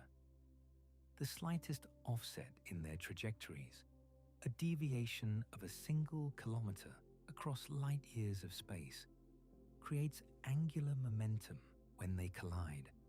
The clouds begin orbiting their common center of mass. This angular momentum persists as the clouds merge and fragment. Each fragment inherits some of the parent cloud's rotation. These fragments further break up, passing angular momentum to smaller structures. The process continues down through the scales. Galaxy clusters galaxies, star-forming regions, individual stars, planetary systems, planets, moons. At each level, conservation ensures the angular momentum redistributes but never vanishes. The universe began with quantum fluctuations that created asymmetries. Those asymmetries generated angular momentum during structure formation. That angular momentum has been conserved for 13.8 billion years, manifesting in every rotating object we observe. This raises a subtle point. Total angular momentum conserves, but how it's distributed changes dramatically. The early universe's rotation appeared as large-scale flows in primordial gas. As structure formed, this bulk motion converted to rotational motion of discrete objects. The angular momentum that once manifested as streaming motions in the cosmic web now shows up as spinning galaxies, stars, and planets. Even within individual objects, angular momentum redistributes. A forming star begins as a slowly rotating gas cloud. As it contracts, rotation accelerates. When planets form in the surrounding disk, they carry away angular momentum, slowing the star's spin. Later, tidal interactions between planets and their moons transfer angular momentum between them. Throughout these transfers, the total remains constant. This conservation has practical consequences for space travel. Spacecraft carry limited fuel. Once in space, they can't easily change their angular momentum. If a spacecraft needs to rotate, it must use reaction wheels, heavy flywheels that spin up to provide counter-rotation. The spacecraft rotates one way while the wheels spin the other way. Total angular momentum stays zero. Alternatively, spacecraft can use thrusters to generate torque, but this requires expelling mass, consuming precious fuel. Conservation of angular momentum makes spacecraft attitude control challenging. You can't just rotate freely. You must exchange angular momentum with something: reaction wheels, expelled gas, or external magnetic fields. Satellites in Earth orbit face another constraint. The planet's magnetic field exerts torques on conducting components, gradually changing the satellite's rotation. To maintain orientation, satellites must continuously compensate using reaction wheels or magnetic torquers. These systems fight against external torques, preserving the satellite's angular momentum. Despite environmental perturbations, these engineering challenges stem from the same principle that explains galaxy formation and black hole rotation. Angular momentum conservation operates universally, constraining everything from satellite design to cosmic evolution. The laws don't change based on scale or complexity. They apply equally to electron spin and galactic rotation. This universality extends beyond engineering into biology. Your body exploits angular momentum in ways you never notice. When you walk, your arms swing opposite to your legs. This isn't random. As your right leg moves forward, your left arm swings forward too. This counter-rotation prevents your torso from twisting excessively with each step. Your body automatically conserves angular momentum, maintaining balance through coordinated counter-movements. Athletes intuitively understand these principles. A figure skater entering a jump pulls her arms tight against her body. Her moment of inertia drops. Her rotation rate skyrockets. She completes multiple rotations before landing. The same angular momentum that existed when she left the ice persists throughout the jump. By manipulating her body configuration, she controls rotation speed while conserving total angular momentum. divers demonstrate this even more dramatically. Watch a diver leave the platform with a slow rotation. Mid-flight, they tuck into a tight ball. Suddenly, they're spinning rapidly, completing multiple somersaults. As they approach the water, they extend their body. The rotation slows. They enter the water with minimal splash. Throughout this sequence, angular momentum remains constant. Only the distribution of mass changes, causing rotation rate to vary inversely. Cats provide nature's most famous example. Drop a cat upside down. It rotates mid-fall to land on its feet. How? The cat has no external torque acting on it. Its angular momentum should stay zero, yet it clearly rotates. The solution lies in the cat's flexibility. It separates its body into two sections, front and back. By extending its front legs while tucking its back legs, the front section has larger moment of inertia than the back. When the front rotates a small amount, the back must rotate a larger amount in the opposite direction to conserve angular momentum.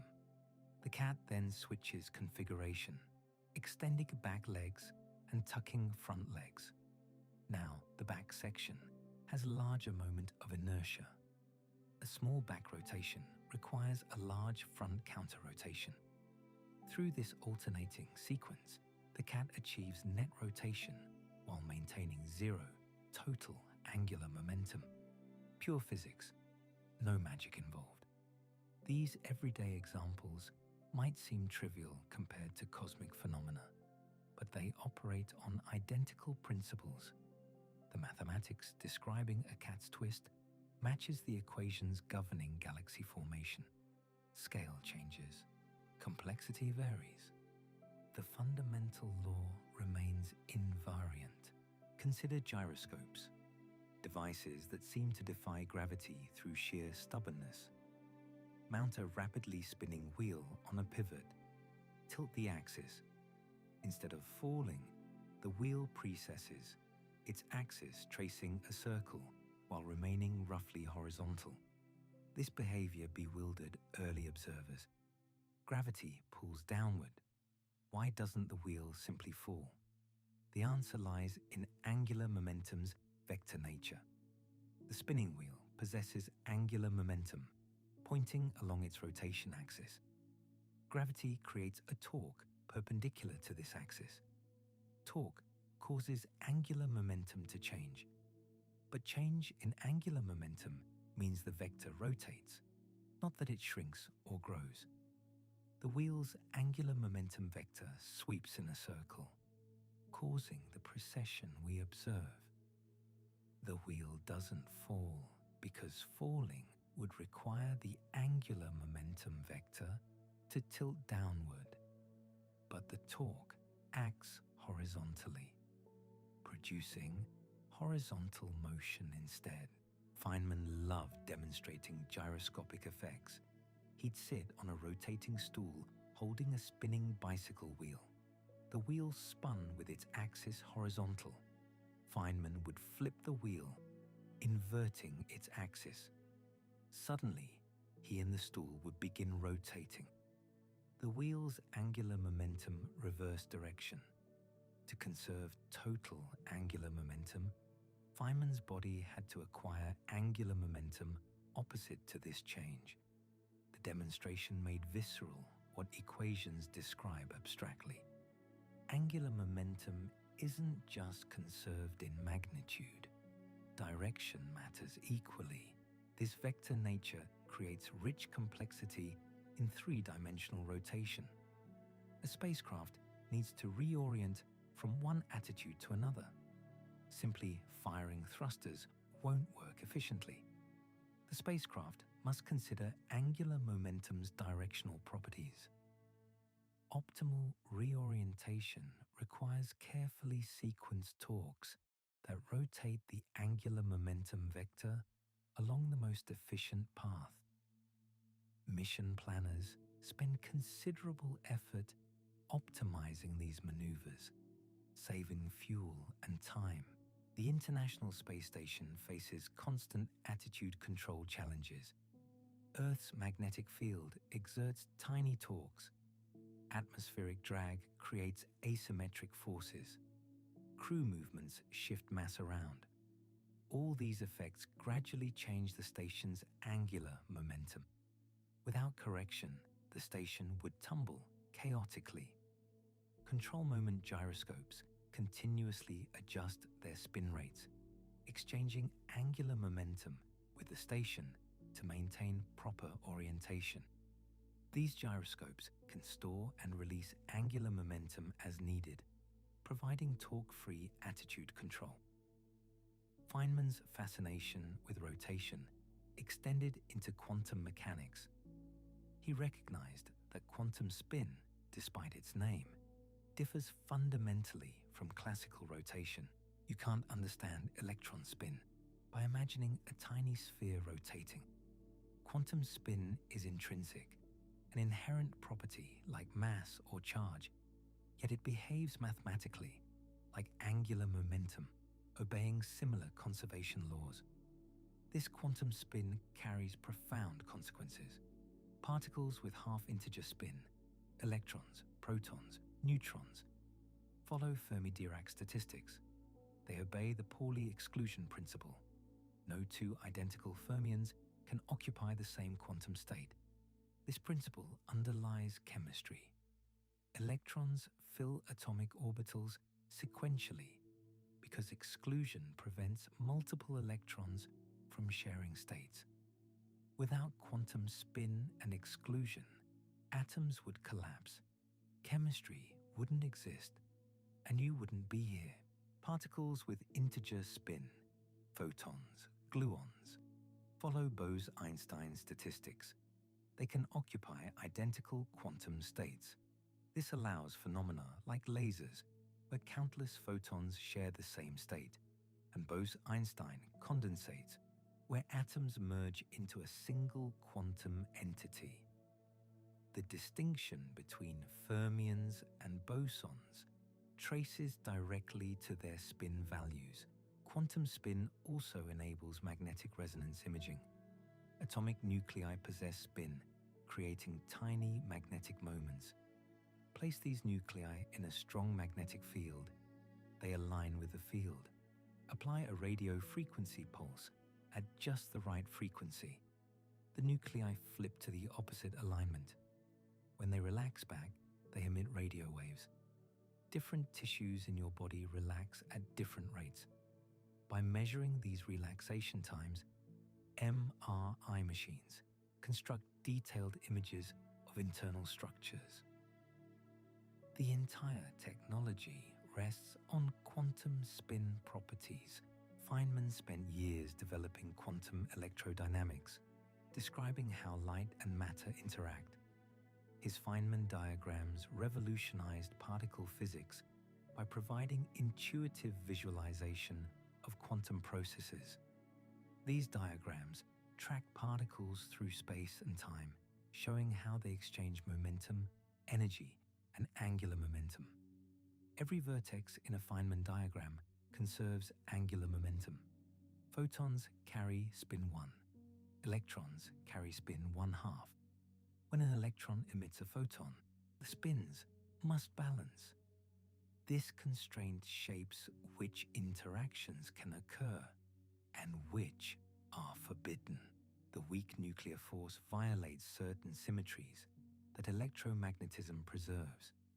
It treats left and right differently, a property called parity violation. Yet even the weak force conserves angular momentum. Neutrinos always spin counterclockwise relative to their motion direction. This handedness reflects fundamental asymmetry in nature, but the total angular momentum in weak interactions always balances. Conservation transcends other symmetry violations. Black holes provide the ultimate test of angular momentum conservation. When matter falls into a black hole, what happens to its angular momentum? It can't simply disappear. The black hole itself must rotate, acquiring the infalling matter's angular momentum. Rotating black holes, called Kerr black holes, dominate astrophysics. They possess enormous angular momentum, stored in the curvature of spacetime itself. The ergosphere surrounds a rotating black hole, a region where spacetime itself rotates.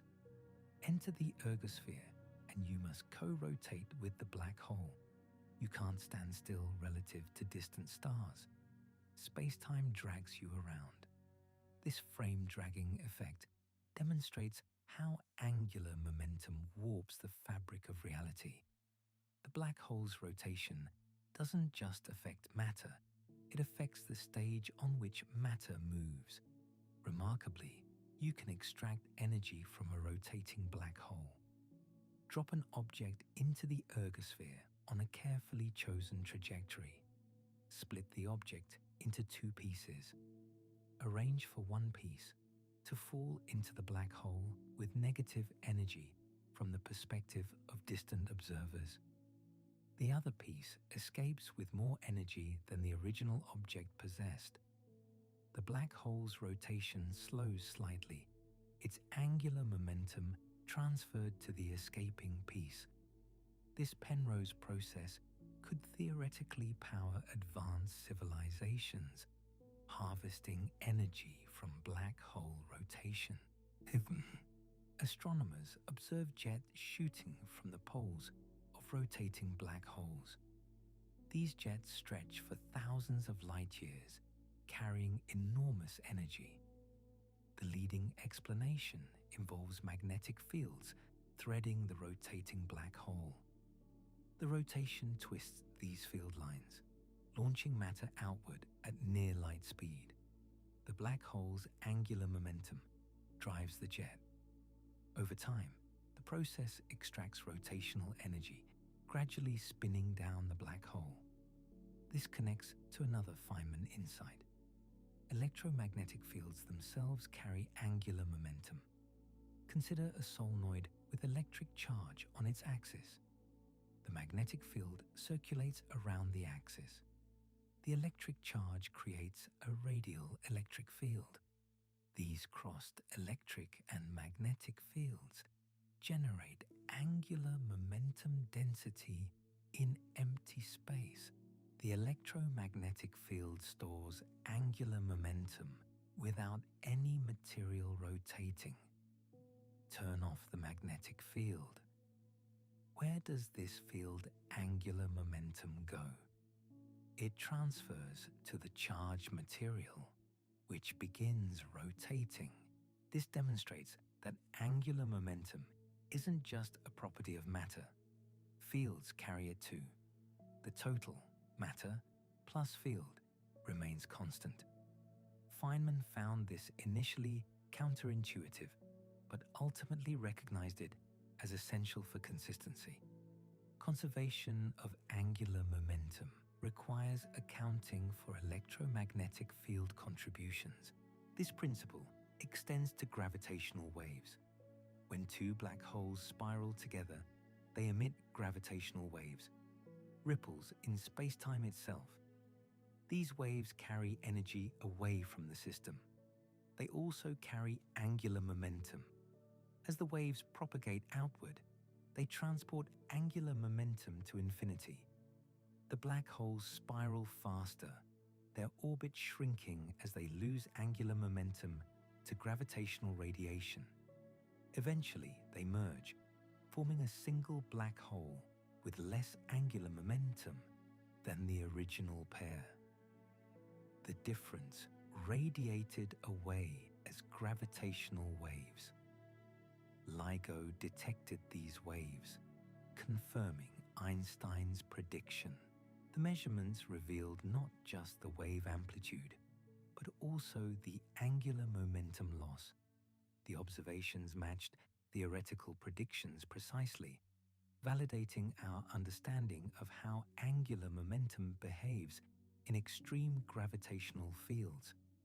These examples span scales from subatomic to cosmic, quantum spin, gyroscopes, spacecraft attitude control, figure skaters, galaxy formation, black hole mergers. Every scenario obeys the same fundamental principle: angular momentum conserves. The universe tracks this quantity with perfect precision, never allowing the slightest violation. Why this obsessive bookkeeping? The answer connects to symmetry. Noether's theorem states that every conservation law corresponds to a symmetry. Conservation of energy follows from time translation symmetry. Physics doesn't change whether you perform an experiment today or tomorrow. Conservation of momentum follows from space translation symmetry. Physics doesn't depend on where you are. Conservation of angular momentum follows from rotational symmetry. Physics doesn't depend on which direction you call up. These aren't separate coincidences. They're manifestations of a deeper principle. The universe possesses certain symmetries. These symmetries inevitably produce conservation laws. You can't have one without the other. The fact that space has no preferred orientation guarantees angular momentum conservation. The two concepts are inseparable. This reveals something profound about nature's architecture. Physical laws don't arbitrarily conserve certain quantities. Conservation emerges inevitably from symmetry. The universe's structure determines what must be conserved. We live in a universe with rotational symmetry, therefore angular momentum is conserved. In a hypothetical universe lacking rotational symmetry, angular momentum might not be conserved. But such a universe would be fundamentally different, governed by alien physics we can barely imagine. Our universe exhibits rotational symmetry. Physics works the same regardless of which direction you orient your laboratory. No cosmic signpost marks true north. This isn't just convenient, it's fundamental. And from this single fact, angular momentum conservation follows inevitably. The connection runs deeper than most realize. Consider what rotational symmetry actually means. Perform an experiment today, then rotate your entire apparatus by 30 degrees and repeat tomorrow. The results will be identical. Physics doesn't care about absolute orientation in space. This indifference to rotation angle is what physicists call rotational invariance. Noether's theorem proves that every continuous symmetry produces a conserved quantity. Time translation symmetry gives us energy conservation. Space translation symmetry yields momentum conservation. Rotational symmetry guarantees angular momentum conservation. These aren't separate principles requiring separate explanations. They're different facets of a unified mathematical structure. This reveals something remarkable about how nature operates. The universe doesn't randomly decide to conserve certain quantities while allowing others to vary arbitrarily. Conservation laws emerge from symmetries in the underlying physics. You can't have rotational symmetry without angular momentum conservation. The two concepts are mathematically inseparable. What would a universe without rotational symmetry look like? Physics would depend on absolute direction. An experiment facing east might yield different results than the same experiment facing west. Such a universe would be profoundly alien. Compass directions would have objective physical significance. The very concept of spin would need redefinition. In that hypothetical universe, angular momentum might not be conserved. A spinning wheel could spontaneously speed up or slow down without any external influence. Ice skaters wouldn't spin faster when pulling their arms in. The relationship between mass distribution and rotation rate would follow different rules entirely. We don't live in that universe. Our cosmos possesses rotational symmetry, and the consequences ripple through every scale of existence.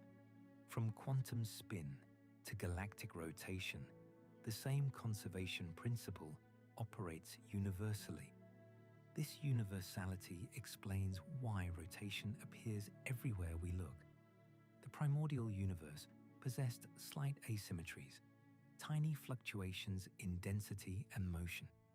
These irregularities ensured that collapsing gas clouds never fell perfectly radially inward. Any slight deviation from pure radial motion contained angular momentum. As material collapsed, that angular momentum couldn't disappear. It had to be conserved. The result? Everything spins. Galaxies rotate because the clouds that formed them had angular momentum that couldn't vanish during collapse. Stars spin for the same reason. Planets, asteroids, comets all carry remnants of the primordial angular momentum that existed in the solar nebula 4.5 billion years ago. Even particles possess intrinsic angular momentum. Quantum spin isn't rotation in the classical sense, but it behaves mathematically like angular momentum. Electrons, quarks, photons all carry this intrinsic property, and it's conserved with the same rigor as classical angular momentum. This raises an intriguing question. Where did the universe's original angular momentum come from? Did the Big Bang create the universe with some net rotation? Or did it start with zero total angular momentum, with all observed rotation arising from local asymmetries that sum to zero globally? Current evidence suggests the latter. The cosmic microwave background shows no signs of overall rotation. The universe appears isotropic, the same in all directions, to extraordinary precision. Studies indicate a 120,000 to 1 likelihood that the universe is rotationally symmetric on the largest scales. Yet individual structures within the universe clearly rotate. Galaxies spin. Some studies suggest a slight statistical preference for galaxy spin directions, hinting at possible correlations over vast distances. About 10% more spiral galaxies appear to be left-handed than right-handed when measured relative to certain axes. This subtle asymmetry might reflect remnants of the early universe's structure, or it could be statistical noise in limited observations. The question remains open, requiring more data to resolve definitively. What we know with certainty is that local rotation is ubiquitous. Every planetary system formed from a rotating disk. Every galaxy condensed from gas with angular momentum. Every star spins, having inherited rotation from its parent cloud. The distribution of angular momentum follows a hierarchical pattern. The larger structures, galaxy clusters, possess enormous total angular momentum. They break into smaller units, individual galaxies, each carrying its share. Galaxies fragment into star-forming regions. Those regions produce solar systems. The pattern continues down to individual planets and moons. At each level, angular momentum conservation governs the process. The total remains constant while being redistributed among smaller and smaller structures. It's reminiscent of how turbulent water creates eddies of various sizes, each with characteristic rotation, all stemming from the original fluid motion. This hierarchical cascade explains why rotation appears at every scale we observe, from dust grains to galaxy superclusters. Nothing escapes the universal tendency to spin. The primordial asymmetries that existed in the early universe have propagated through cosmic evolution, manifesting as the rotation we see everywhere today. Feynman understood this unity. His work on the wobbling dinner plate, seemingly trivial observation, connected to deep principles governing particle physics. The same mathematics describing a spinning plate applies to electron spin, gyroscopic precession, and the behavior of quantum states under rotation. His electromagnetic field angular momentum work showed that even empty space can store angular momentum. Fields carry it, waves transport it. The concept extends beyond material objects to the fabric of space-time itself. Gravitational waves demonstrate this dramatically. When black holes merge, they emit gravitational radiation, carrying energy and angular momentum away from the system. The waves themselves, ripples in space-time, transport angular momentum to infinity. LIGO's detections confirm these predictions quantitatively, measuring not just wave amplitude, but angular momentum loss, matching theoretical calculations precisely. This validates our understanding at the most extreme scales. Where gravity is strongest, where space-time curves most severely, where classical intuition fails most spectacularly, even there, angular momentum conservation holds. The principle survives intact from quantum domains through everyday experience to cosmic extremes. The mathematical framework describing all these phenomena shares common structure. Whether analyzing quantum spin, gyroscopic motion, or galactic rotation, the same equations apply. The vector nature of angular momentum, its relationship to torque, the conservation law, all remain consistent across vastly different physical regimes. This consistency isn't accidental. It reflects the underlying unity of physics.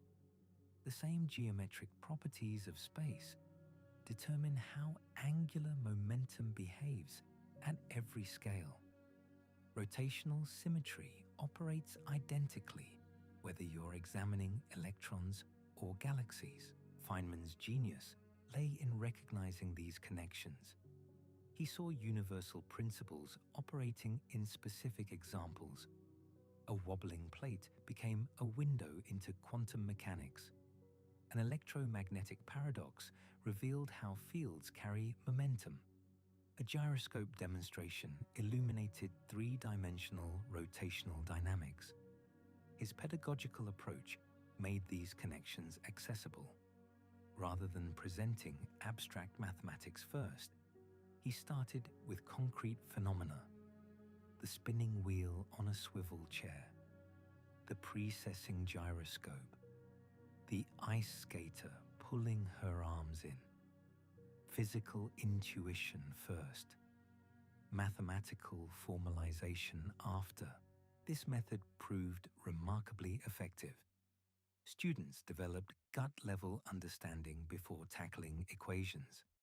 The mathematics then made sense as a precise description of phenomena they already grasped intuitively. Feynman believed physics should be understood, not just calculated. His teaching reflected that philosophy. The practical applications of angular momentum conservation extend throughout technology. Spacecraft attitude control relies on reaction wheels, spinning masses that transfer angular momentum to reorient the vehicle. Gyroscopic sensors in smartphones detect rotational motion.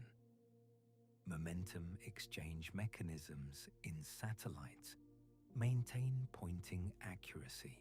Even bicycles depend on angular momentum. A spinning wheel resists changes to its orientation, providing stabilizing forces that help riders maintain balance. This gyroscopic effect, combined with steering geometry, makes two-wheeled vehicles practical despite their apparent instability. Rifled gun barrels impart spin to bullets, stabilizing their flight through angular momentum conservation. Without rotation, projectiles tumble chaotically. The spin keeps them oriented properly, dramatically improving accuracy. This application has shaped military technology for centuries. Hurricanes form spirals because of angular momentum conservation in rotating atmospheric systems. As air flows toward low-pressure centers, it conserves angular momentum while decreasing its distance from the rotation axis. The result, increasing tangential velocity, creates the characteristic spiral structure of tropical cyclones. These diverse applications all stem from the same fundamental principle. Nature conserves angular momentum with absolute precision.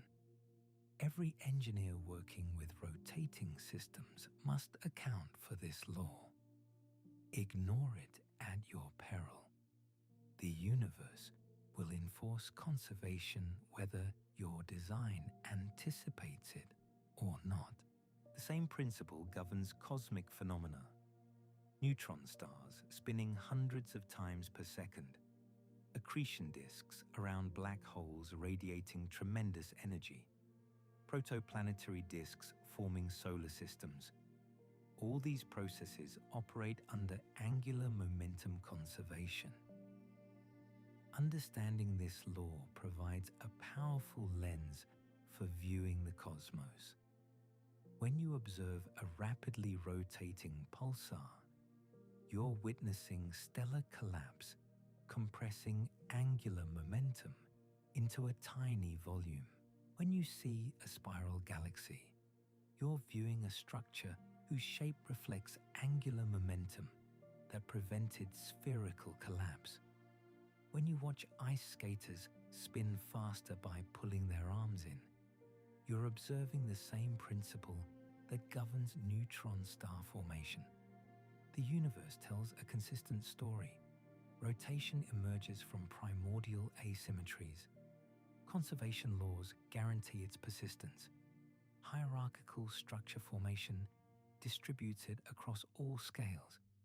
Symmetry principles ensure its universal applicability, from quantum spin to galactic rotation, from electromagnetic fields to gravitational waves, from spinning tops to orbiting planets.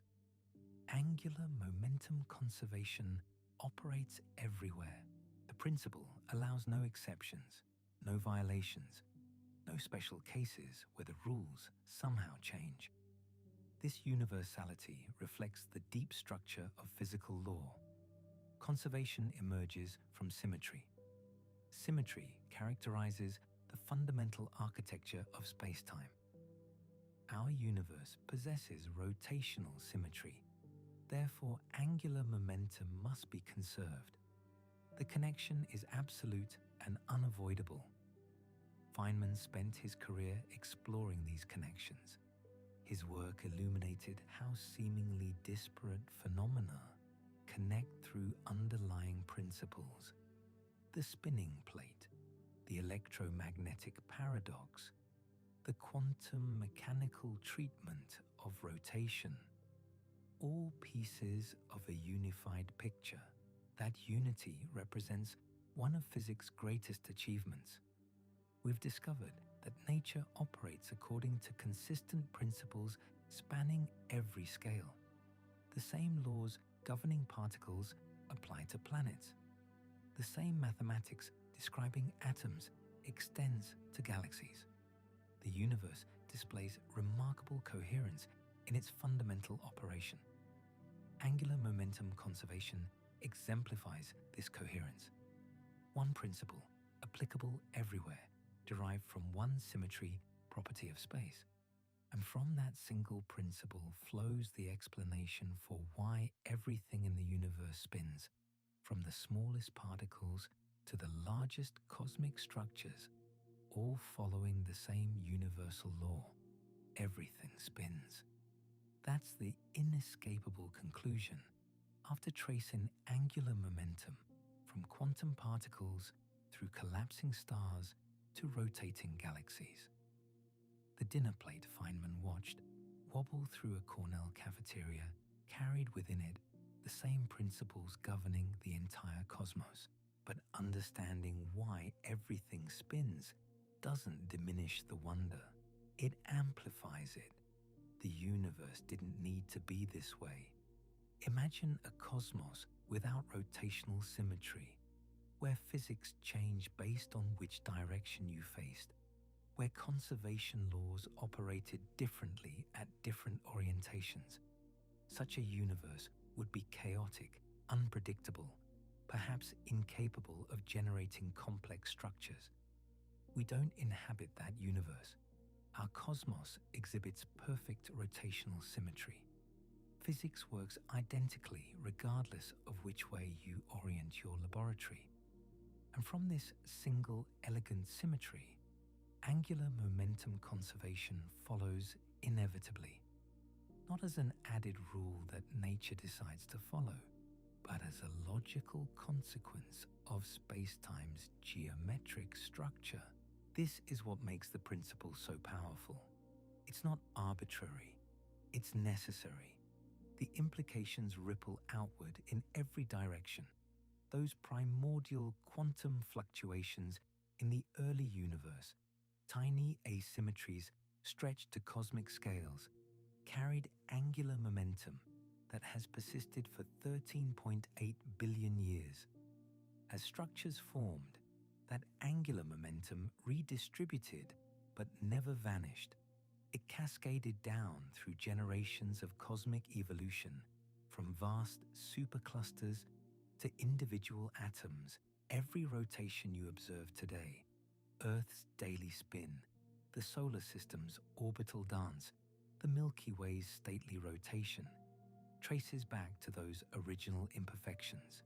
Without them, the universe might have collapsed into a featureless fog of hydrogen. Those asymmetries saved us. They guaranteed structure, complexity, eventually consciousness. The ice skater pulling her arms inward doesn't realize she's demonstrating principles that govern neutron star formation. The bicycle staying upright relies on the same physics that stabilizes planetary orbits. A child's spinning top operates under identical laws that shape accretion disks around black holes. This unity represents physics at its most beautiful. One principle, one explanation, spanning every scale. The mathematics doesn't care whether you're analyzing electron spin or galactic rotation.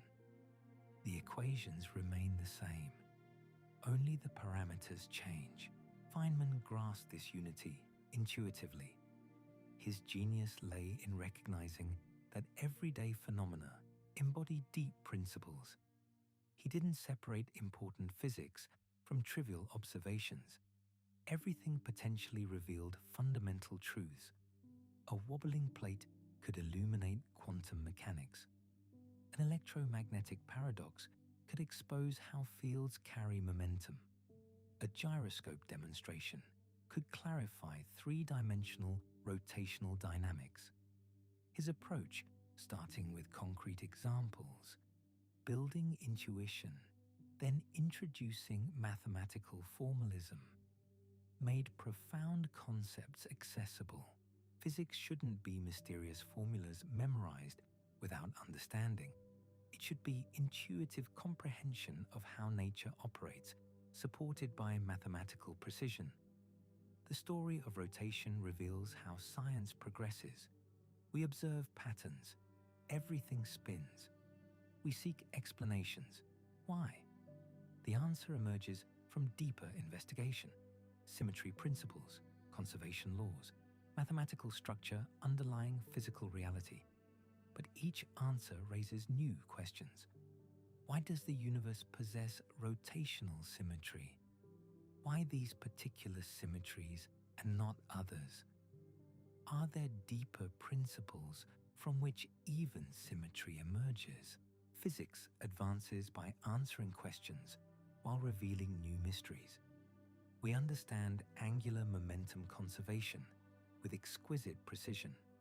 We can predict exactly how ice skaters will spin, how stars will collapse, how galaxies will rotate.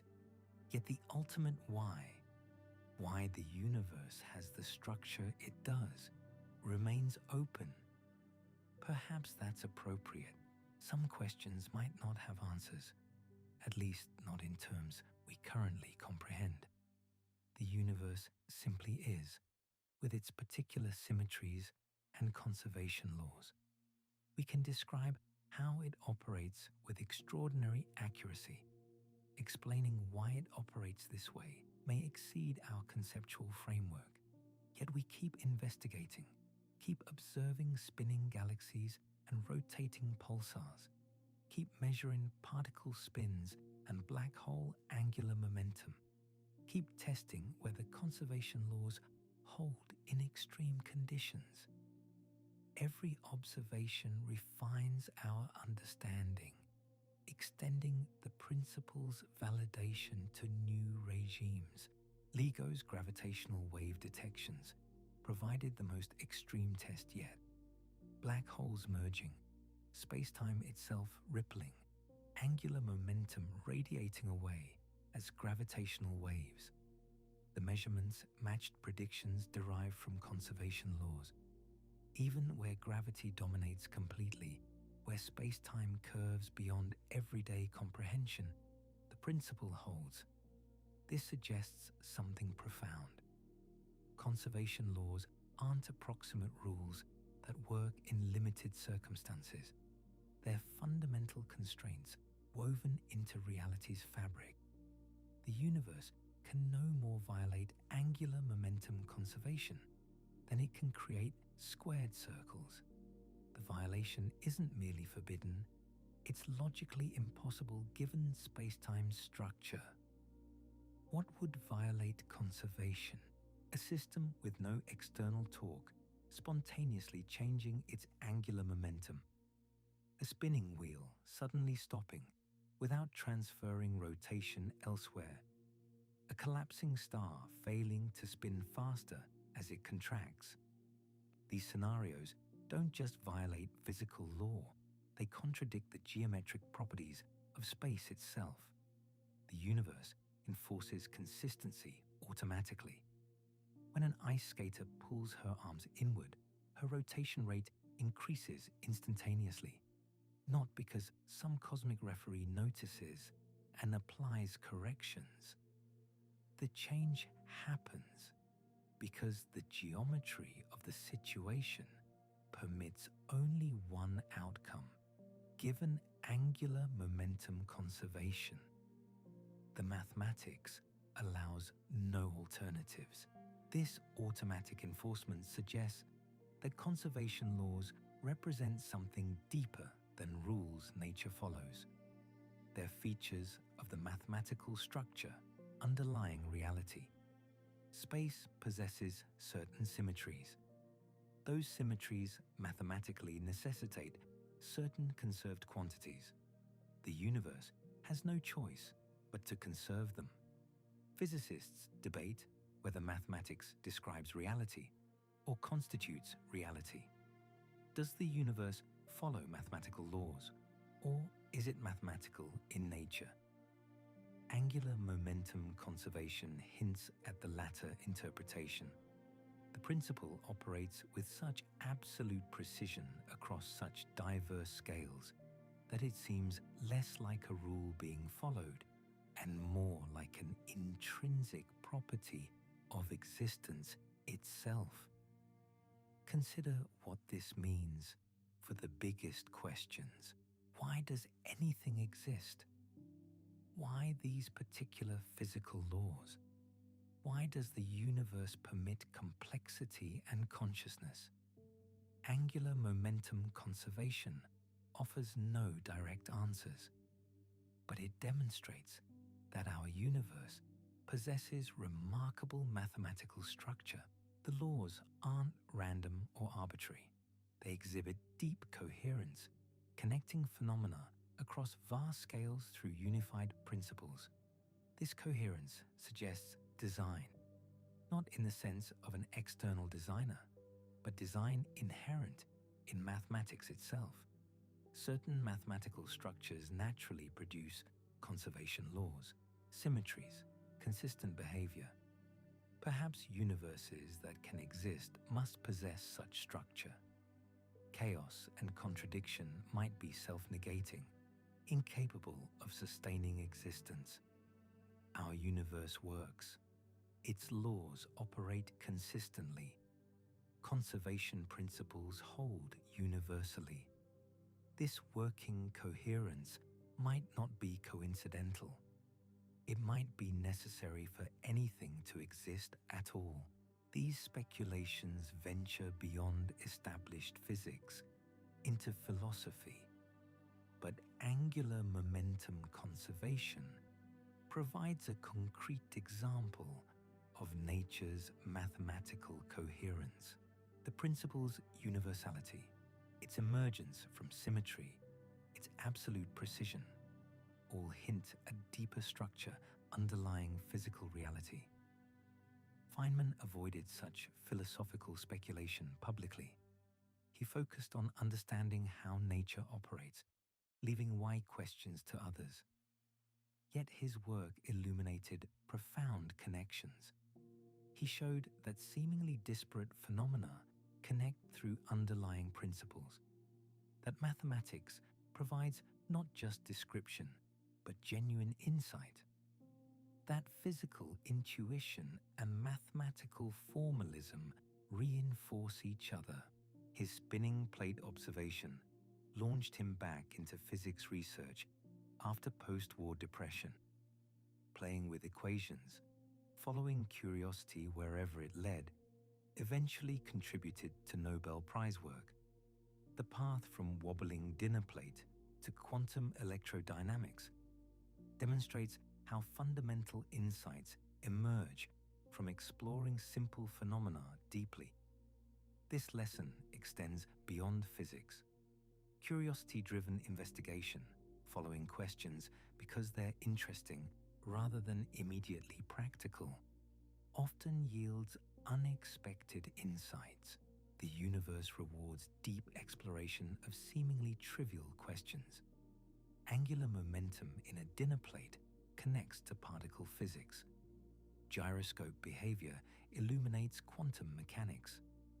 Ice skater demonstrations reveal principles governing stellar collapse. Everything connects because everything operates under the same fundamental laws. The universe exhibits remarkable unity. Understanding one phenomenon provides tools for comprehending another. The mathematics of rotation applies universally. This unity makes science possible.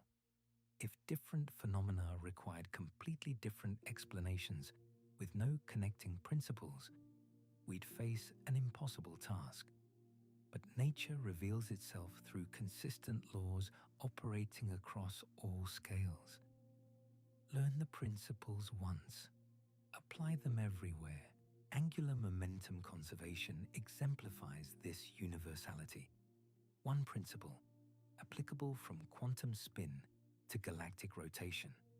One explanation for why everything spins.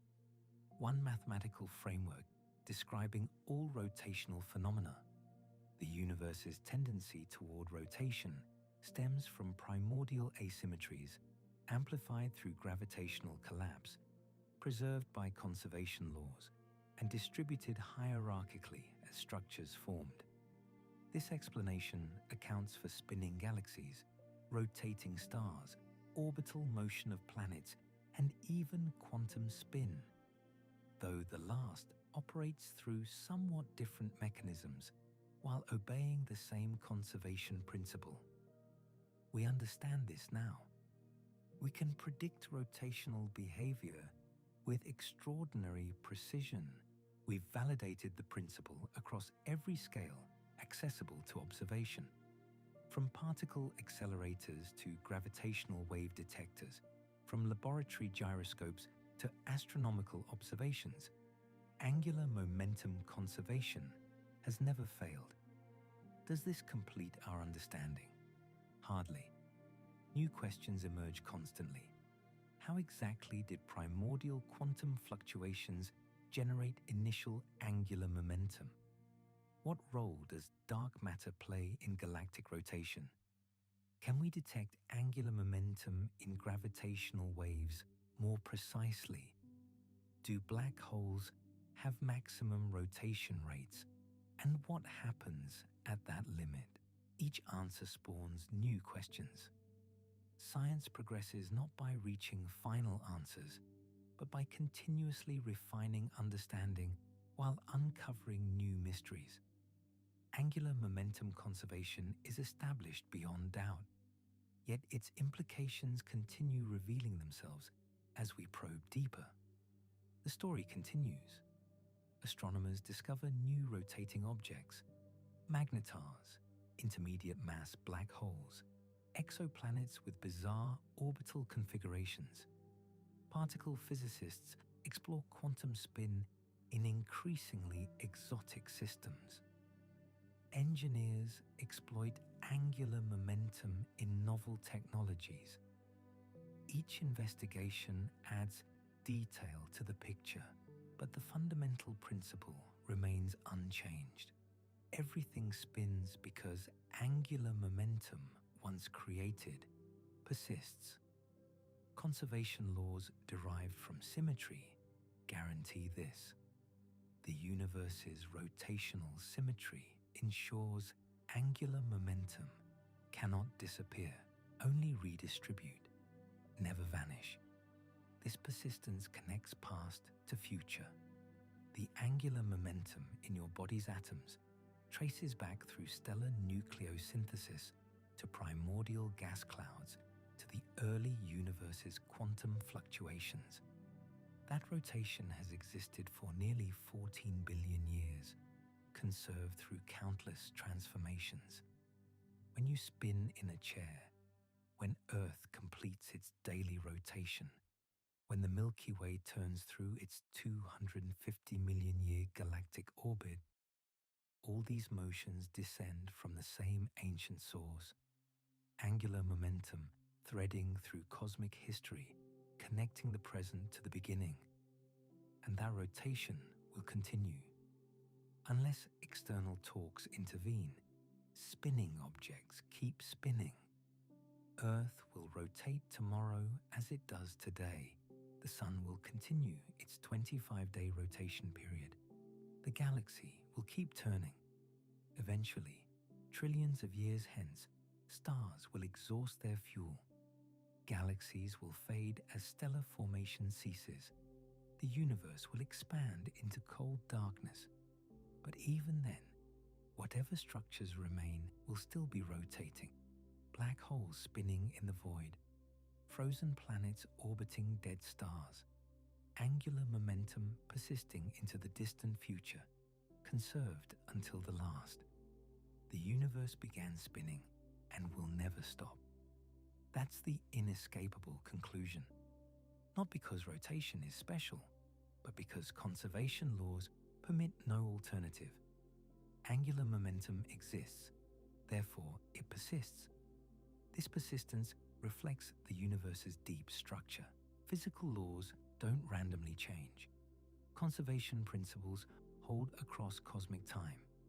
The same rules that operated in the early universe still govern today and will continue operating indefinitely.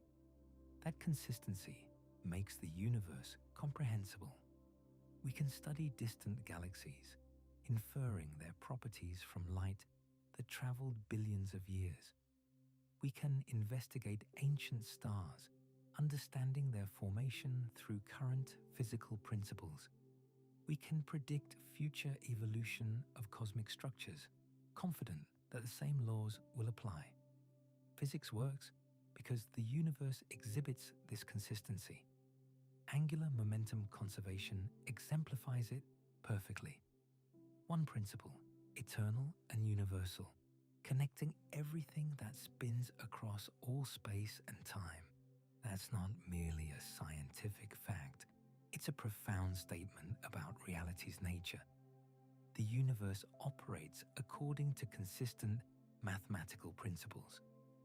These principles emerge from fundamental symmetries. The symmetries appear to be necessary features of existence itself.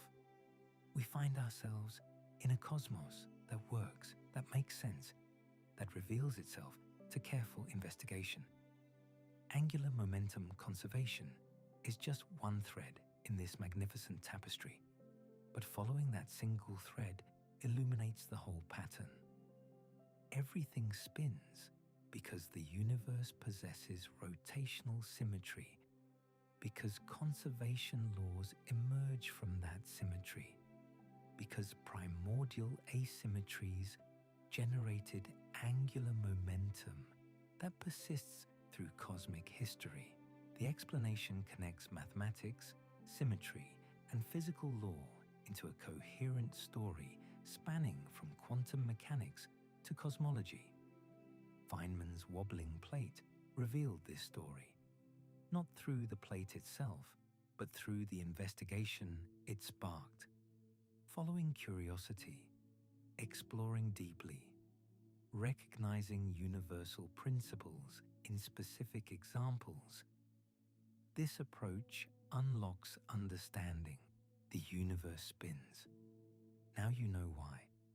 More importantly, you've glimpsed how physics operates, finding universal principles, connecting disparate phenomena, revealing the mathematical structure underlying reality. That structure extends far beyond rotation. Energy conservation, momentum conservation, charge conservation, all emerge from symmetries. Quantum mechanics, relativity, thermodynamics, all connect through deeper principles. The universe exhibits remarkable coherence. Understanding one piece illuminates others. Angular momentum conservation connects to every aspect of physics: gravity, electromagnetism, quantum mechanics, cosmology. Rotation appears everywhere because the same fundamental law operates throughout. This unity represents science's greatest triumph. We've discovered that nature, despite its surface complexity, operates according to comprehensible principles. We can understand the universe. We can predict its behavior. We can trace connections from quantum foam to cosmic web. And it all comes back to symmetry. The universe possesses certain invariances, properties that remain unchanged under specific transformations. Time translation symmetry, space translation symmetry, rotational symmetry. These symmetries generate conservation laws. Those conservation laws govern everything. Angular momentum conservation follows inevitably from rotational symmetry. The universe doesn't choose to conserve angular momentum. It must conserve it, given its geometric structure. The principle is necessary, not arbitrary. That necessity reveals something profound about existence itself. The universe exhibits mathematical coherence because mathematics is fundamental to what can exist. Certain mathematical structures naturally produce consistent physical laws. Our universe embodies such a structure. We are participants in this mathematical reality, conscious arrangements of matter, capable of comprehending the principles governing our existence. We can understand why everything spins because we can grasp symmetry, conservation, and their necessary connection. This understanding doesn't diminish wonder. It amplifies it. The universe operates according to elegant mathematical principles. Those principles connect everything, from smallest to larger scales. We've deciphered enough to glimpse this underlying unity, yet mysteries remain. Deep questions persist. Why these particular symmetries? Why does mathematics describe reality so effectively? Why does the universe permit consciousness capable of understanding itself? These questions may lack answers, at least in conventional terms, but exploring them advances understanding. Each investigation reveals new connections, new principles, new aspects of reality's structure. Angular momentum conservation represents one piece of this vast puzzle. But what a piece! A principle connecting quantum spin to galactic rotation, deriving from symmetry, operating with absolute precision across every scale. The universe spins. It must spin. Conservation laws guarantee it. And in understanding this necessity, we glimpse the mathematical foundation of existence itself. That's what Feynman discovered in a wobbling plate. Not just rotational dynamics, but a window into how physics operates. Universal principles revealed through careful observation, mathematical beauty underlying physical reality, deep connections waiting to be uncovered. The plate has long since stopped spinning. Feynman himself is gone, but the principles remain eternal and unchanging. Angular momentum conserves, the universe spins, and we understand why.